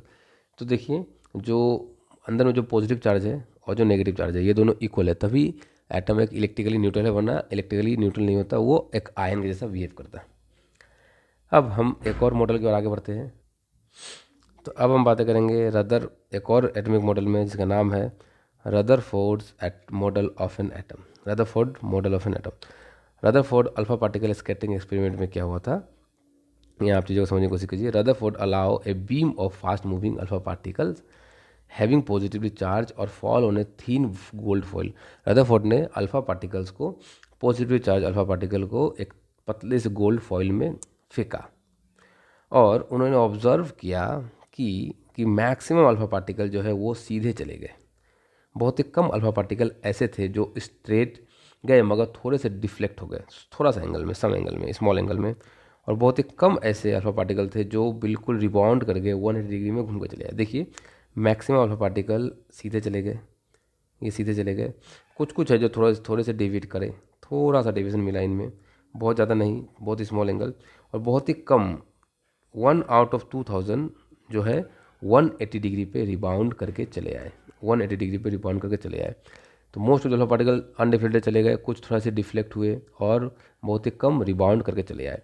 इससे क्या कंक्लूजन निकला, तो इससे कंक्लूजन निकला, यहाँ देखिए आप बोला जा रहा है conclusion from the Rutherford's alpha particle, conclusion from the Rutherford alpha particle scattering experiment. क्या कंक्लूजन निकला, यहाँ से कंक्लूजन निकला most of the space inside N atom is empty. जो कि मैक्सिमम पार्टिकल्स सीधे चले गए, इसका मतलब कि अंदर में कहीं ना कहीं बहुत सारी जो जगह है वो खाली है, तभी तो अल्फा पार्टिकल सीधे चले जा रहे हैं। ठीक है, because of the most of the alpha particle pass straight, ठीक है, through the gold foil. The atom has a small nucleus having positive charge. Atom का एक स्मॉल न्यूक्लियस है जो क्या है, पॉजिटिव चार्ज है। Because some alpha particle having the positive charge and very slightly deviated, इसलिए क्योंकि कुछ अल्फा पार्टिकल स्लाइटली डेविएट कर गए, इसलिए एटम को उन्होंने क्या कर दिया कि एटम में कुछ तो है थोड़ा सा जो क्या है, जो कि पॉजिटिवली चार्ज है, जो कि पॉजिटिवली चार्ज है। The size of nucleus is very small compare to the size of the atom. जो न्यूक्लियस का जो साइज है वो बहुत ही छोटा है as compare to size of the atom. Atom का साइज के कंपेरिजन में अगर आप करो तो न्यूक्लियस साइज बहुत ही छोटा है, क्योंकि because very few alpha particle appear to be rebound, क्योंकि बहुत ही कम अल्फा पार्टिकल रिबाउंड करके आ गए। अगर साइज ऑफ न्यूक्लियस बहुत बड़ा होता तो बहुत ही कम अल्फा पार्टिकल रिबाउंड करके नहीं आते, बहुत ज़्यादा अल्फा पार्टिकल रिबाउंड करके चले जाते। Most of the positive charge and mass of the atom is in the nucleus, और सारे पॉजिटिव चार्ज और सारा मास न्यूक्लियस में ही बैठा हुआ है। ये बातें हमें किसने बताई, ये बातें हमें रदरफोर्ड साहब ने बताई। तो देखिए रदरफोर्ड साहब के मॉडल से और थॉमसन मॉडल से, इन सभी से काफ़ी क्वेश्चंस आते हैं, तो इन सभी चीज़ों को आप इग्नोर करके नहीं जा सकते हो, यहाँ से क्वेश्चंस आएंगे ही। अब रदरफोर्ड मॉडल के में आगे बढ़ते हैं और रदरफोर्ड के मॉडल को समझते हैं। रदरफोर्ड ने इन सभी चीज़ों को ऑब्जर्व करके कंक्लूजन निकाल के क्या मॉडल दिया। तो रदरफोर्ड ने एक एटम का एक मॉडल दिया, उस मॉडल में बताया कि atom has A positively charge nucleus. सही बात है, it is the centre of the most of the mass of the atom is in the nucleus, और एटम का जितना भी मास है वो सब कहाँ है, वो सब का सब न्यूक्लियस में है। The electron revolve around the nucleus is in different orbit, और जो इलेक्ट्रॉन न्यूक्लियस के अराउंड रिवॉल्व कर रहे हैं वो अलग अलग डिफरेंट ऑर्बिट में कर रहे हैं, एक ही ऑर्बिट में वो रिवॉल्व नहीं कर रहे हैं, डिफरेंट ऑर्बिट में कर रहे हैं। The size of the nucleus is very small as compare to the size of the atom, और जो न्यूक्लियस का साइज है वो बहुत ही छोटा है as compare to the size of the atom. सही बात है, क्योंकि अगर बहुत बड़ा होता तो बहुत सारे अल्फा पार्टिकल रिबाउंड कर जाते, बहुत छोटा है इसलिए बहुत ही कम अल्फा पार्टिकल रिबाउंड करके चले आए। ठीक है, अब बातें करते हैं defect of Rutherford's model. Rutherford ने इतना अच्छा एक मॉडल दिया मगर यहाँ पर उनसे कुछ गलतियाँ हो गई, उन डिफेक्ट्स को हम यहाँ पर पढ़ेंगे कि क्या गलतियाँ उनसे हुई। देखिए, any particle in a circular orbit would undergo acceleration and during acceleration the charge particle would radiate energy। तो ठीक बात है कि जब भी कोई एक पार्टिकल एक्सेलरेशन लेगा तो वो एनर्जी रेडिएट करेगा क्योंकि चार्ज पार्टिकल है। So the revolving electron would lose energy and fall into the nucleus and the atom would unstable. और ऐसे करते करते एनर्जी लूज करते करते करते करते वो सामने आ जाएगा, करीब आ जाएगा और कहीं ना कहीं न्यूक्लियस में आके गिर जाएगा। और अगर न्यूक्लियस में आके गिर गया तो वहीं पर पॉजिटिव है, वहीं पर नेगेटिव है, तो एक अनस्टेबल टाइप जो हमारा एटम है वो बन जाएगा। We know that atom are stable, मगर हम क्या जानते हैं कि एटम स्टेबल है। तो रदरफोर्ड साहब ने सब कुछ तो बता दिया, बस एटम की स्टेबिलिटी के ऊपर उन्होंने ठीक से चर्चा वो नहीं कर पाए। तो वहाँ पर अब हम बात करते हैं एटम की स्टेबिलिटी के ऊपर। अब एक और मॉडल सामने आया जिसे हम कहते हैं Bohr model, Bohr model of an atom. यहाँ पर उन्होंने क्या बताया ये समझिए। An atom has a positively charged nucleus at the center and the most of the mass of the, ये तो सही बात है, ये तो हम तब से पढ़ते आ रहे हैं। The electron revolves around the nucleus is in special orbit called discrete orbit. और इन्होंने बोला कि इलेक्ट्रॉन जो ऑर्बिट में घूम रहे हैं, रिवॉल्व कर रहे हैं, उस ऑर्बिट को उन्होंने एक नाम दिया। क्या नाम दिया इस ऑर्बिट को? डिस्क्रीट ऑर्बिट नाम दिया। This orbit are called shell और energy level and are represented by KLMN करके उन्होंने रिप्रेजेंट किया, या फिर नंबरिंग से करो तो 1 2 3 4 से कह सकते हैं। While revolving the discrete orbit the electron do not radiate energy. Discrete orbit में वो एनर्जी रेडिएट नहीं करता है। देखिए, फर्स्ट सेल को हम K सेल कहते हैं, सेकेंड सेल को L सेल कहते हैं, उसके बाद M सेल और N सेल, ठीक है। और ये पॉजिटिवली चार्ज न्यूक्लियस है। अब आप अगर कहो तो किस तरह से इलेक्ट्रॉन की डिस्ट्रीब्यूशन होती है वो हम यहाँ पर समझेंगे। देखिए क्या बोला क्या, distribution of electron in different shell. अलग अलग सेल में इलेक्ट्रॉन के डिस्ट्रीब्यूशन को हम समझते हैं। The distribution of electron in different shell was suggested by Bohr and Bury. Bohr and Bury नाम के, तो बोर एंड बरी साहब ने क्या कहा, इन्होंने बोला कि the following are the rules for the filling electron in the different shell. उन्होंने एक रूल्स दिया जिसके हिसाब से इलेक्ट्रॉन की फीलिंग होगी अलग अलग सेल में। The maximum number of electron in a shell is given by the formula 2n²। किसी भी एक सेल में जो मैक्सिमम नंबर ऑफ इलेक्ट्रॉन होंगे उनको भरने के लिए एक फॉर्मूला दिया गया 2n², जहाँ पर n जो है वो नंबर ऑफ सेल को बताता है। तो मान लीजिए अगर आप n को 1 लेते हो K सेल के लिए, आप n की वैल्यू अगर 1 पुट करते हो तो 1 का स्क्वायर 1 ही आएगा और 2 × 1 2 इलेक्ट्रॉन, मतलब फर्स्ट सेल में मैक्सिमम 2 इलेक्ट्रॉन होंगे। इसी तरह से जब आप n की वैल्यू को 2 पुट करोगे तो आंसर 8 आएगा और सेकेंड सेल में 8 इलेक्ट्रॉन की फिलिंग हो सकती है। अगर आप n की वैल्यू को 3 पुट करते हो तो आंसर 18 आएगा और थर्ड सेल में मैक्सिमम 18 इलेक्ट्रॉन की फिलिंग हो सकती है और फोर्थ सेल में 32 इलेक्ट्रॉन की फिलिंग हो सकती है। इस तरह से बोर एंड बरी ने एक फॉर्मूला दिया। The maximum number of electron that can be fill in a outer most shell is 8, मगर आउटर मोस्ट सेल में 8 ही इलेक्ट्रॉन होंगे। The electron can not be fill in a shell unless the inner shell is fill. मतलब ऐसा नहीं कर सकते आप कि आप फर्स्ट सेल में एक इलेक्ट्रॉन को दे करके नेक्स्ट सेल में जंप कर जाओ। आपको फर्स्ट सेल को पहले कंप्लीट 2 फिल करना ही होगा और सेकंड सेल में 8 फिल करना ही होगा। यहाँ देखिए एक क्वेश्चन आ चुका है, the maximum number of electron in an shell. तो KLMN लास्ट सेल है तो 32 होगा हमारा, क्योंकि हमने देख रखा है ऑलरेडी यहाँ से कि एन सेल में मैक्सिमम इलेक्ट्रॉन कितने होते हैं। एन सेल में मैक्सिमम जो इलेक्ट्रॉन होते हैं उनकी संख्या होती है 32। तो बहुत ही आसान सा क्वेश्चन था और मैंने आपको आंसर भी बता दिया। चलिए नेक्स्ट, यहाँ पर आप देख सकते हो कि हाइड्रोजन जिसकी एटॉमिक नंबर, जिसका सिंबल H होता है, एटॉमिक नंबर 1, मास 1 और नंबर ऑफ इलेक्ट्रॉन 1 होंगे, K सेल में होगा और वैलेंसी 1 ही होगा। वैलेंसी क्या है मैं वो आपको बता देता हूँ। वैलेंसी नीचे है शायद, मैं एक बार चेक कर लूँ ज़रा। ये रही वैलेंसी। वैलेंसी पढ़ के फिर मैं वहाँ जाऊँगा तो आपको चीज़ें ज़्यादा क्लियर होंगी। Valency is the combining capacity of an atom of an element. The electron present in the outermost shell of an atom is called the valence electron. मतलब मैं आपको क्या बताता हूँ, देखिए जैसे यहाँ चलते हैं हम लोग, जैसे कि मैं आपको बताता हूँ H E हीलियम 2 है, यह हीलियम नहीं लेके मैं नाइट्रोजन लेता हूँ, N नाइट्रोजन 7 है। तो 7 क्या है, इसमें इलेक्ट्रॉन है। अगर 7 इलेक्ट्रॉन है तो अगर मैं इसका स्ट्रक्चर बनाऊँ एटम का, तो 7 के लिए ये हो गया एटम, ये 7 एटॉमिक नंबर है। अच्छा मैं आपको स्टार्टिंग से बताता हूँ। नाइट्रोजन ये हो गया सिंबल, इसे कहते हैं हम लोग एटॉमिक नंबर। इसे कहते हैं एटॉमिक नंबर और ऊपर वाले को कहते हैं एटॉमिक मास। एटॉमिक नंबर कहते हैं इसे और इसे कहते हैं एटॉमिक मास। अब जो इलेक्ट्रॉन, प्रोटॉन और न्यूट्रॉन है उसको कैसे निकालेंगे? जितना एटॉमिक नंबर उतना ही इलेक्ट्रॉन मान लो, उतना ही प्रोटॉन मान लो। न्यूट्रॉन कैसे निकालते हैं? मास को अगर आप नंबर से सब्सट्रैक्ट करो तो जो वैल्यू आएगा उसे हम कहते हैं न्यूट्रॉन। तो यानी कि नाइट्रोजन में 7 इलेक्ट्रॉन है, 7 प्रोटॉन है, प्रोटॉन है और 7 ही न्यूट्रॉन भी है। अब इसका आप एक स्ट्रक्चर बनाओ। तो आप जैसे स्ट्रक्चर बनाओगे, सबसे पहले बनाओगे न्यूक्लियस और बनाओगे फर्स्ट सेल। ये तो मिनिमम रिक्वायरमेंट है, आपको बनाना ही होगा। ये मिनिमम रिक्वायरमेंट है, ये आपको बनाना ही होगा। ठीक है, तो आपने बनाया फर्स्ट सेल। अच्छा, 7 प्रोटॉन 7 न्यूट्रॉन, तो ये सातों प्रोटॉन कहाँ होंगे? ये सातों प्रोटॉन होंगे अंदर। तो 7 प्रोटॉन हो गए अंदर और 7 ही न्यूट्रॉन हो गए अंदर न्यूक्लियस में। अब इलेक्ट्रॉन कितने हैं? इलेक्ट्रॉन है टोटल हमारे पास 7। फर्स्ट सेल में 2 ही इलेक्ट्रॉन होते हैं, के सेल में हमने पढ़ रखा है। तो अब हमें सेकेंड सेल में जाना पड़ेगा। सेकेंड सेल में जाएंगे तो ये हमारा सेकेंड सेल है और सेकेंड सेल में कितने इलेक्ट्रॉन है? तो 7 में से 2 चले गए, 2 चला गया तो बचा कितना? 5। 1 2 3 4 एंड 5, तो 5 इलेक्ट्रॉन हो गए।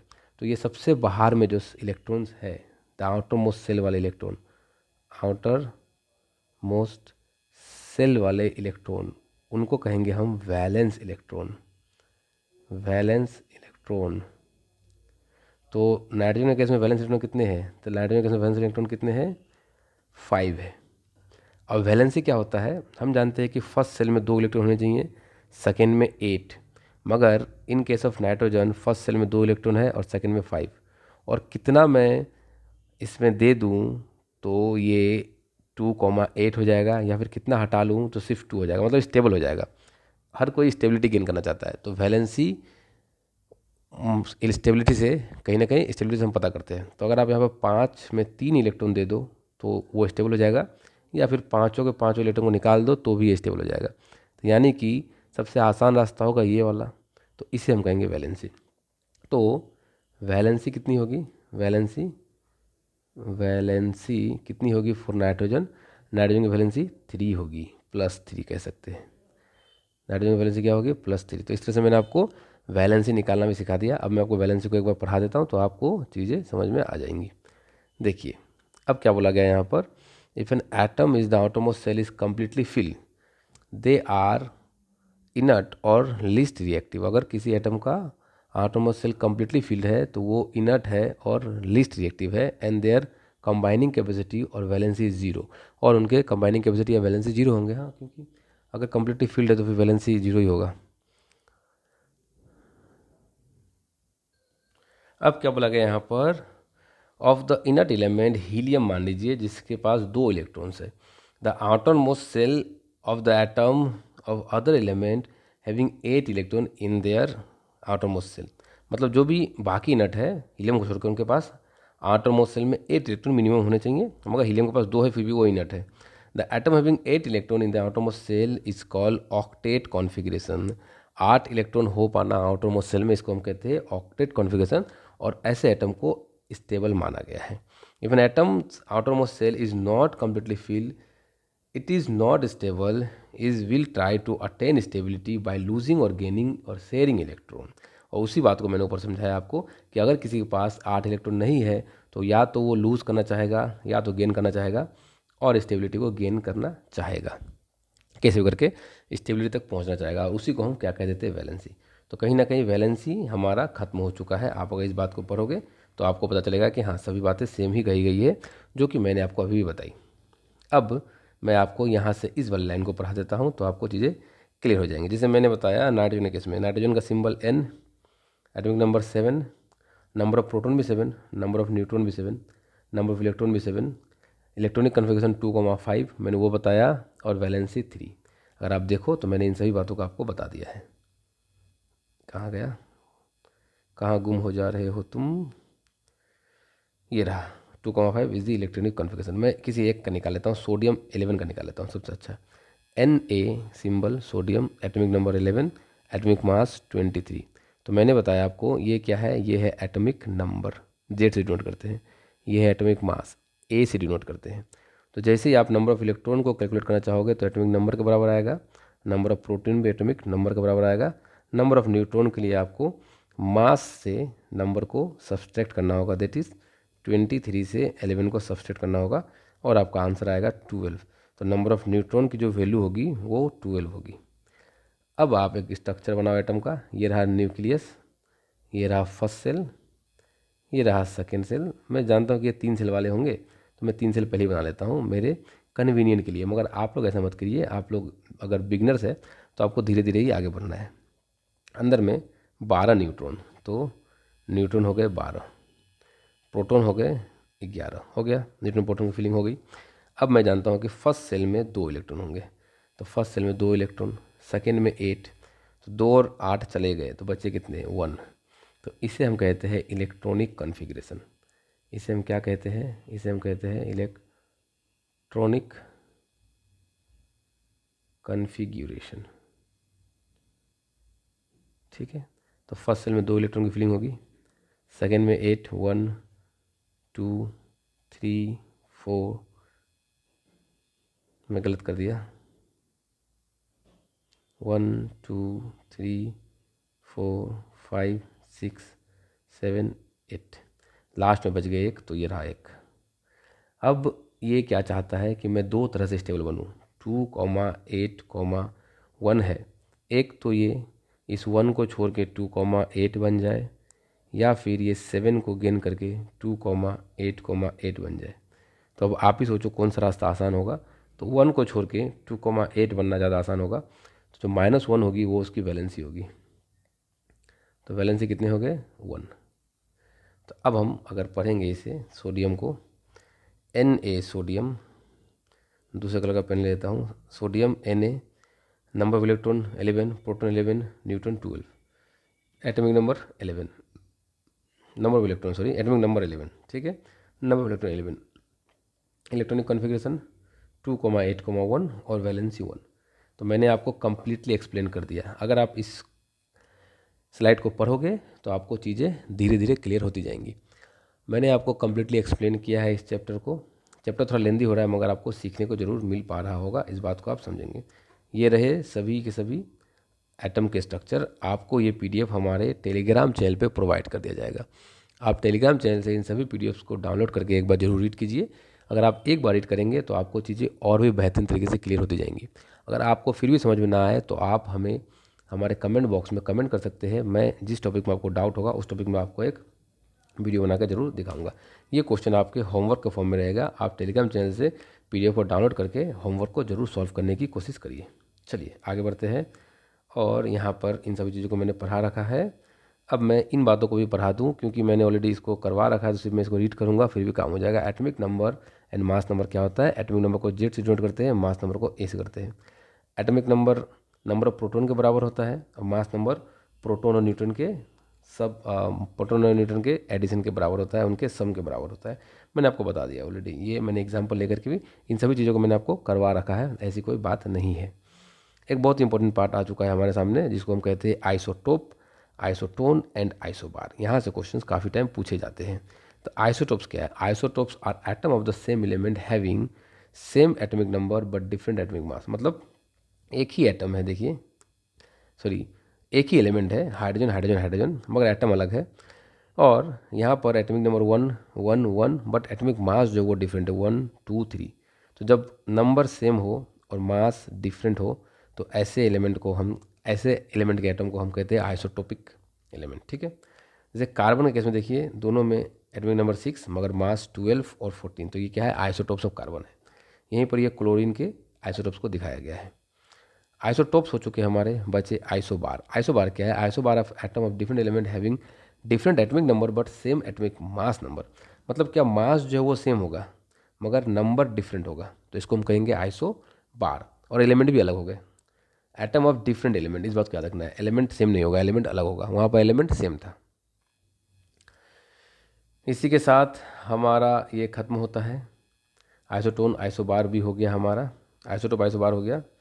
और आइसोटोन को मैं समझा दूं, आइसोटोन वैसे आपका सिलेबस में काफ़ी है नहीं। आइसोटोन क्या होता है? तो आइसोटोन होता है, देखिए मान लीजिए आइसोटोन में क्या होगा, एक एक्स एक एलिमेंट है और वाई एक एलिमेंट है। तो ऐसा मान लेते हैं हम लोग, 6 इसका एटॉमिक नंबर, 7 इसका एटॉमिक नंबर, और ये 12 और ये 13। तो इनके बीच का डिफरेंस कितना आया? 6। इनके बीच का डिफरेंस कितना आया? 6। तो एटॉमिक नंबर और मास नंबर के बीच का डिफरेंस अगर सेम हो जाए, that's mean number of neutron, क्योंकि मैंने आपको बताया था ना नंबर ऑफ न्यूट्रॉन क्या होता है, atomic mass minus atomic number. तो नंबर ऑफ न्यूट्रॉन अगर सेम हो जाए, नंबर ऑफ न्यूट्रॉन अगर सेम हो जाए तो उसे हम कहेंगे आइसोटोन। नंबर ऑफ न्यूट्रॉन अगर सेम हो जाए तो उसे हम आइसोटोन कहते हैं।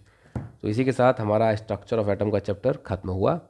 अब बाकी चैप्टर को भी हम एक एक करके खत्म करेंगे। तो आप मेक श्योर करिए कि आपने चैनल को सब्सक्राइब किया हो, अगर आप पूरे सिलेबस को कंप्लीट करना चाहते हो बहुत ही कम टाइम में। तो और अगर आपको वीडियो पसंद आई हो तो वीडियो को प्लीज़ लाइक कीजिएगा और अपने दोस्तों में शेयर कीजिएगा। मिलते हैं अगले टॉपिक में। तो अब हम आगे बढ़ चुके हैं एक और नए चैप्टर की ओर, जिसका नाम है पीरियोडिक टेबल। और पीरियोडिक टेबल कॉम्पिटिटिव एग्जामिनेशंस के लिए काफ़ी इंपॉर्टेंट एक टॉपिक है।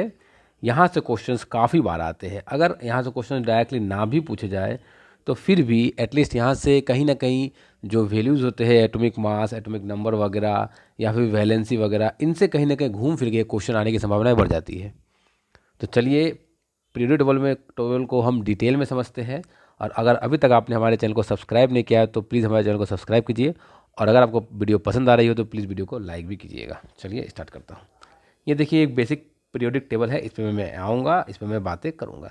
अभी मैं आपको सिर्फ इतना बता दूँ कि येलो कलर से आपको जितने भी एलिमेंट्स देख रहे हैं, ये सारे elements, this all elements they are known as metals. तो ये लोग क्या है? मेटल्स। ये और ये सारे मेटल्स। ये जो आपको पर्पल कलर से दिख रहे हैं, जो मैं भी मार्क कर रहा हूँ, this purple colour elements are metalloids. ये लोग क्या है? ना मेटल है ना ही नॉन मेटल है, इनके बीच है, इनको हम मेटलॉइड्स कहते हैं।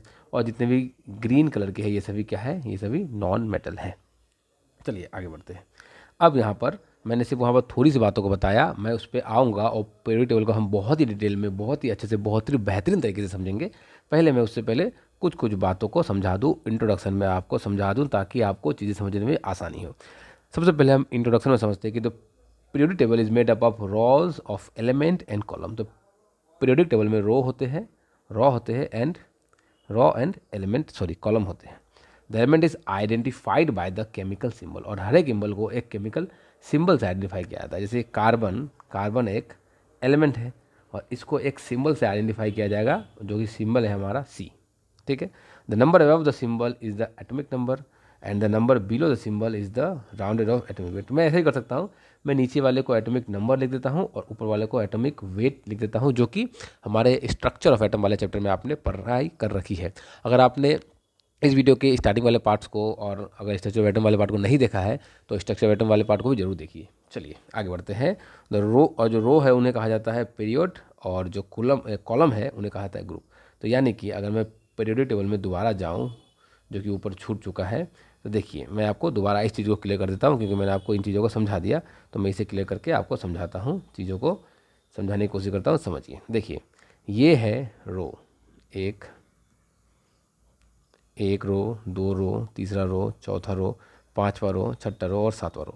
और ये दोनों जो है यहाँ पर बैठे हुए, तो ये अलग से रो नहीं हुए। ये टोटल 7 रो है। इन सातों रो को हम बोलते हैं first, second, third, fourth, fifth, sixth, seventh. तो ये जो 7th रो है इनको बोला जाता है पीरियड। तो टोटल कितने पीरियड है पीरियड टेबल में? तो टोटल 7 पीरियड है पीरियडिक टेबल में। अब मैं ब्लू कलर से बनाता हूँ आपके लिए पीरियड्स को, ग्रुप को। 1 2 3 4 5 6 7 8 9 10 करते करते जो 18 है, ये 1 to 18 जो कॉलम है, 1 to 18 जो कॉलम है, इन्हें हम बोलते हैं क्या? ग्रुप। 1 to 18 को हम क्या कहेंगे? ग्रुप। और 1 to 7 को हम क्या कहेंगे? पीरियड। तो यहाँ पर यही बोला गया है कि जो रो है 1 to 7 उन्हें बोला जाता है पीरियड, और जो कॉलम है 1 to 18 उन्हें बोला जाता है ग्रुप। ठीक है। चलिए अब आते हैं ऑर्गेनाइजिंग द एलिमेंट। अब हम एलिमेंट को ऑर्गेनाइज करेंगे और चीज़ों को समझेंगे। क्या बोला गया सबसे पहले? यहाँ देखिए, chemist use the property of element to sort them into a group. Chemist ने क्या किया कुछ एलिमेंट के प्रॉपर्टीज़ को सिलेक्ट किया और उनको एक ग्रुप में सॉर्ट करने की कोशिश करी, उन्हें एक ग्रुप में लाने की कोशिश करी। फिर एक साइंटिस्ट आए जिनका नाम था डोवर्नियर। डोवर्नियर साहब ने क्या किया, उन्होंने ग्रुप किया एलिमेंट को इनटू ट्रायड, मतलब उन्होंने तीन तीन एलिमेंट्स के ग्रुप बनाए। A triad is a set of three element with the similar property, और उन तीनों एलिमेंट की जो प्रॉपर्टीज़ थी वो सिमिलर थी। ठीक है, तो ट्रायड ने आप देखिए डोवर्नियर ट्रायड की जो एलिमेंट्स वाली ग्रुप है वो आपको उतना ज़्यादा मैं डिटेल में नहीं चाहिए, मैं फिर भी एक बार थोड़ा सा आपको बता देता हूँ। जैसे कि उन्होंने तीन एलिमेंट लिया, क्लोरीन, ब्रोमीन और आयोडीन। उन्होंने तीन एलिमेंट लिया, chlorine, bromine and iodine. NDA CDS की बातें करें या फिर नीट और यूपीएससी जैसे एग्जामिनेशन में हम जब इन चीज़ों को पढ़ते हैं, जेई मेंस एडवांस में, तो इन चीज़ों को डिटेल में पढ़ते हैं, मगर कॉम्पिटिटिव एग्जामिनेशन में इतनी ज़्यादा डिटेल में चीज़ों को नहीं पूछा जाता है, तो इसलिए हम उतने डिटेल में जाने से बचते हैं और टाइम को भी बचाते हैं, क्योंकि कम टाइम में हमें पढ़ाई भी अच्छे से करनी है।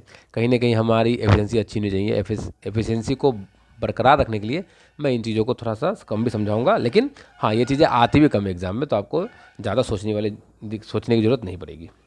तो क्लोरीन, ब्रोमीन, आयोडीन।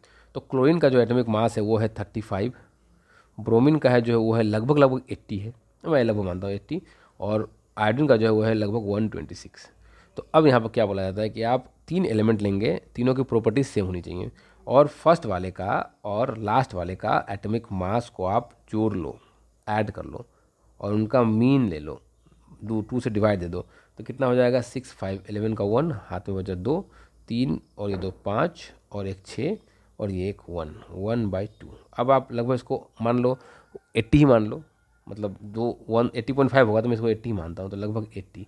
तो रफली जो अगर आप फर्स्ट वाले का और लास्ट वाले के एटॉमिक मास का मीन निकालो तो आपको मिडिल वाले का एटॉमिक मास मिल जाएगा।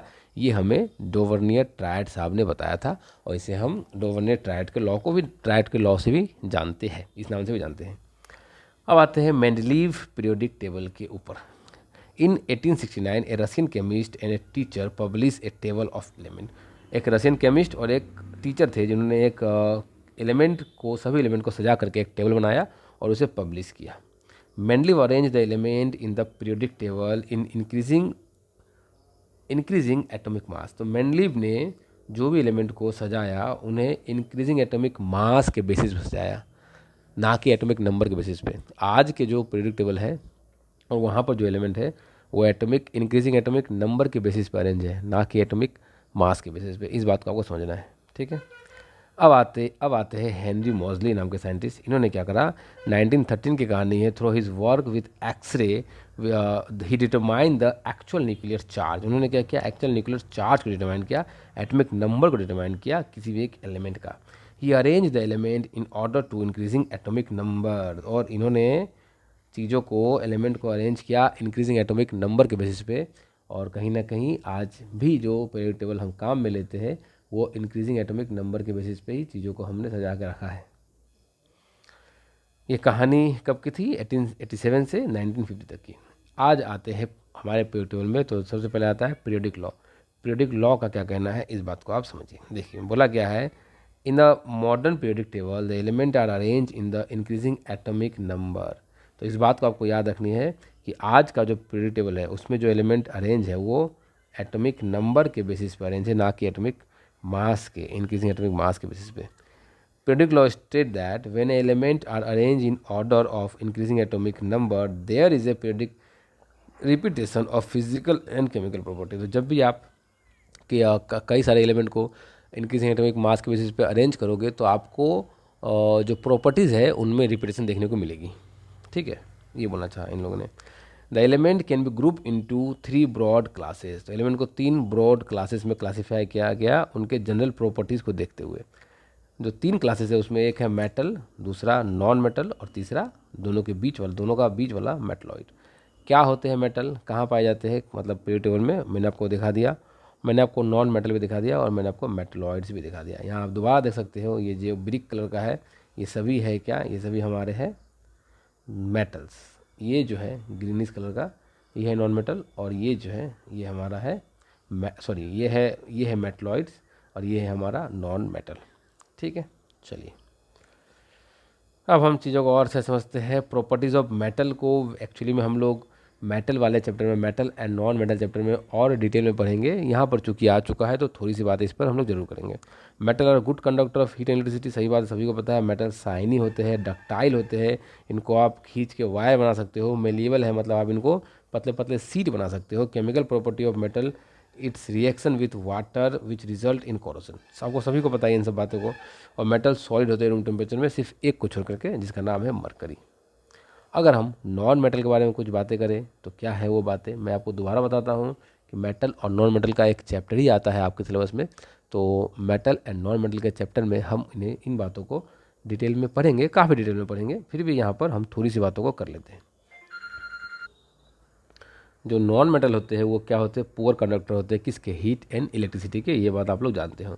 Non metal are not ductile, यानी कि आप उसे खींच के टान के वायर नहीं बना सकते हो। वो मेलिएबल भी नहीं होते, मतलब आप उनको सीट भी नहीं बना सकते हो। Non metal are brittle and break easily, जल्दी टूट भी जाते हैं। They are dull, many non metal are gases, बहुत सारे नॉन मेटल क्या है, गैसेस भी होते हैं ऑफ कोर्स।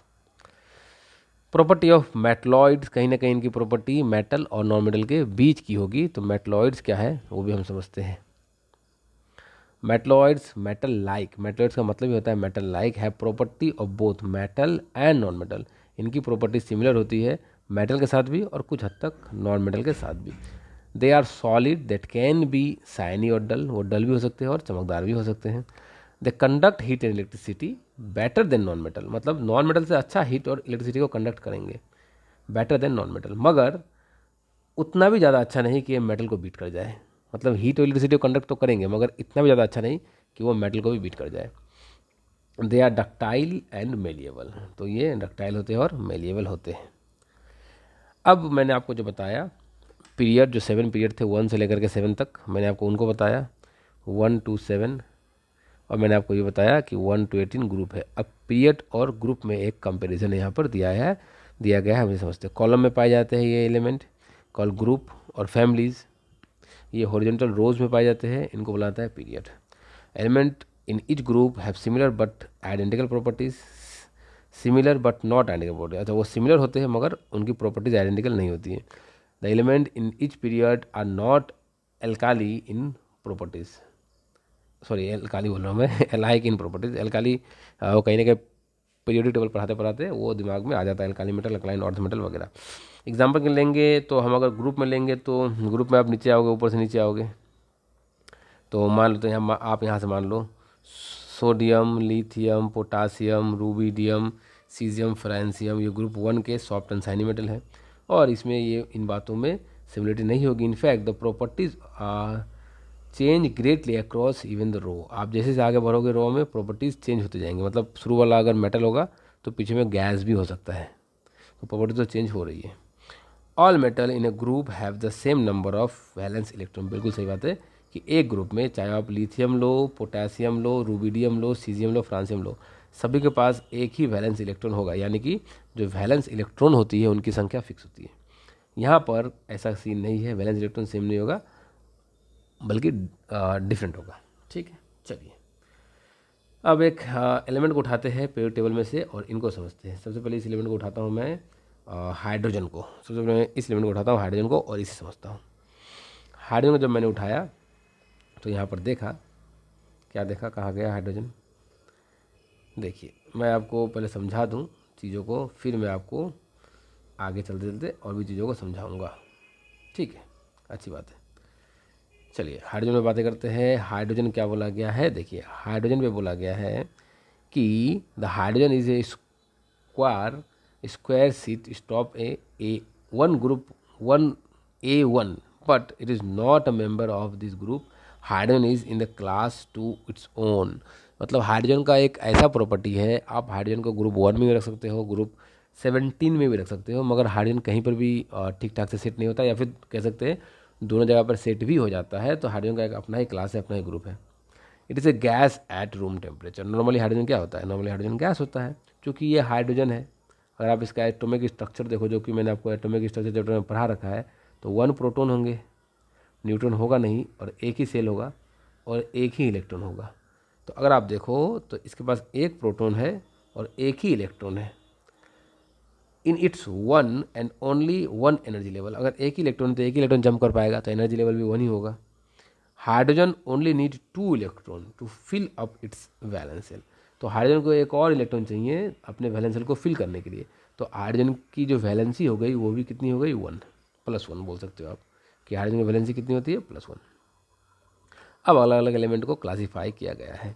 ये सोडियम है, ये उसका एटॉमिक नंबर है, और एटॉमिक नंबर को हम जो नंबर ऑफ इलेक्ट्रॉन को हम डिवाइड करते हैं 2,8,1, जो कि मैंने आपको बहुत डिटेल में स्ट्रक्चर ऑफ एटम वाले चैप्टर में पढ़ा रखा है। तो मैं उम्मीद करता हूँ कि इन चीज़ों को आपको दोबारा समझाने की जरूरत नहीं होगी, क्योंकि इन चीज़ों को ऑलरेडी मैंने ही बहुत ही अच्छे से, बहुत ही सुंदर से पढ़ा रखा है। तो इनको अगर आप इलेक्ट्रॉनिक कॉन्फ़िगरेशन में ब्रेक करके लिखो तो 281 आएगा, तो ये हो गया इसका electronic configuration.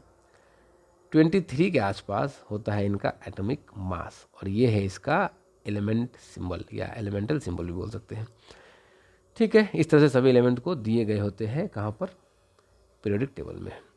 The 4 chemical group जो है पीरियोडिक टेबल में, जो मेनली 4 केमिकल ग्रुप है, एक है अल्काली मेटल, दूसरा है अल्कलाइन अर्थ मेटल, तीसरा है हैलोजेंस, और एक और है नोबल गैसेस। तो अल्काली मेटल कौन सा है, अल्कलाइन अर्थ मेटल कौन सा है, मैं ये बताता हूँ। देखिए ये वाला जो है फर्स्ट जो येलो से दिखाया गया आपको, ये है अल्काली मेटल। अब मैं आपको आगे लेके चलता हूँ और ये दिखाता हूँ अल्कलाइन अर्थ मेटल कौन सा है। ये जो सेकेंड ग्रुप है, सेकेंड ग्रुप, ये है अल्कलाइन अर्थ मेटल। ये पूरा का पूरा इसे हम कहते हैं ट्रांजिशन एलिमेंट। और अगर आगे और बढ़ूँ ट्रांजिशन एलिमेंट को भेदते हुए, तो साइज वगैरह आ गया, वो कहा गया जो मैं तो बताना चाहता हूँ। इनको कहते हैं हैलोजेंस, इनको कहते हैं हैलोजेंस, और इनको कहा जाता है लास्ट वाले को नोबल गैसेस, नोबल गैसेस। चलिए अब हम लोग एक एक करके डिटेल में पढ़ते हैं, आपको चीज़ें समझ में आ रही होंगी। तो अल्काली मेटल कौन सा है, फर्स्ट ग्रुप का, फर्स्ट फैमिली का फर्स्ट मेंबर है। The alkali metal is found in the first column of the periodic table. Alkali metal में कौन से एलिमेंट होते हैं, अल्काली मेटल में होता है sodium, lithium, sodium, rubidium, potassium, rubidium, caesium, francium, ये होते हैं अल्काली मेटल के ग्रुप। Atom of alkali metal have the single electron in their outer most shell. First में है, फर्स्ट ग्रुप में है, ग्रुप 1 में है, तो इनके आउटर मोस्ट शेल में एक ही इलेक्ट्रॉन होंगे। जो सेकंड ग्रुप में होंगे उनके आउटर मोस्ट शेल में 2 इलेक्ट्रॉन होंगे। जो लास्ट वाले में होंगे उनका आउटर मोस्ट शेल में 8 इलेक्ट्रॉन होंगे। तो ये तो सिंपल कहानी है जो कि आप लोगों को पता है, इसमें कोई सोचने वाली बात नहीं है। अल्काली मेटल की अगर बात की जाए तो they are the most reactive metal. बिल्कुल, अगर इनके पास एक ही इलेक्ट्रॉन है तो ये छोड़ना चाहेंगे उस इलेक्ट्रॉन को और जल्दी से रिएक्ट करना चाहेंगे। That's why they are the most reactive element. They react violently with water, इतने रिएक्टिव है कि वाटर से भी रिएक्ट कर जाते हैं। Alkali metal are never found in a free state. इतने ज़्यादा रिएक्टिव है तो किसी के साथ मिल के रहेंगे, अकेले तो नहीं घूमेंगे क्योंकि बहुत रिएक्टिव है। अल्कालाइन अर्थ मेटल सेकंड वाले को बोला जाता है, तो सेकंड वाले में 2 वैलेंस इलेक्ट्रॉन होंगे और they are the never found in uncombined in nature. They have 2 valence electron, मैंने आपको बता दिया है। Alkaline earth metal includes magnesium and calcium among these. देखिए अल्कलाइन अर्थ मेटल कौन सा है, बेरियम, मैग्नीशियम, कैल्शियम, उसका बाद एस्ट्रोंटियम, बेरियम, रेडियम, ये है अल्कलाइन अर्थ मेटल।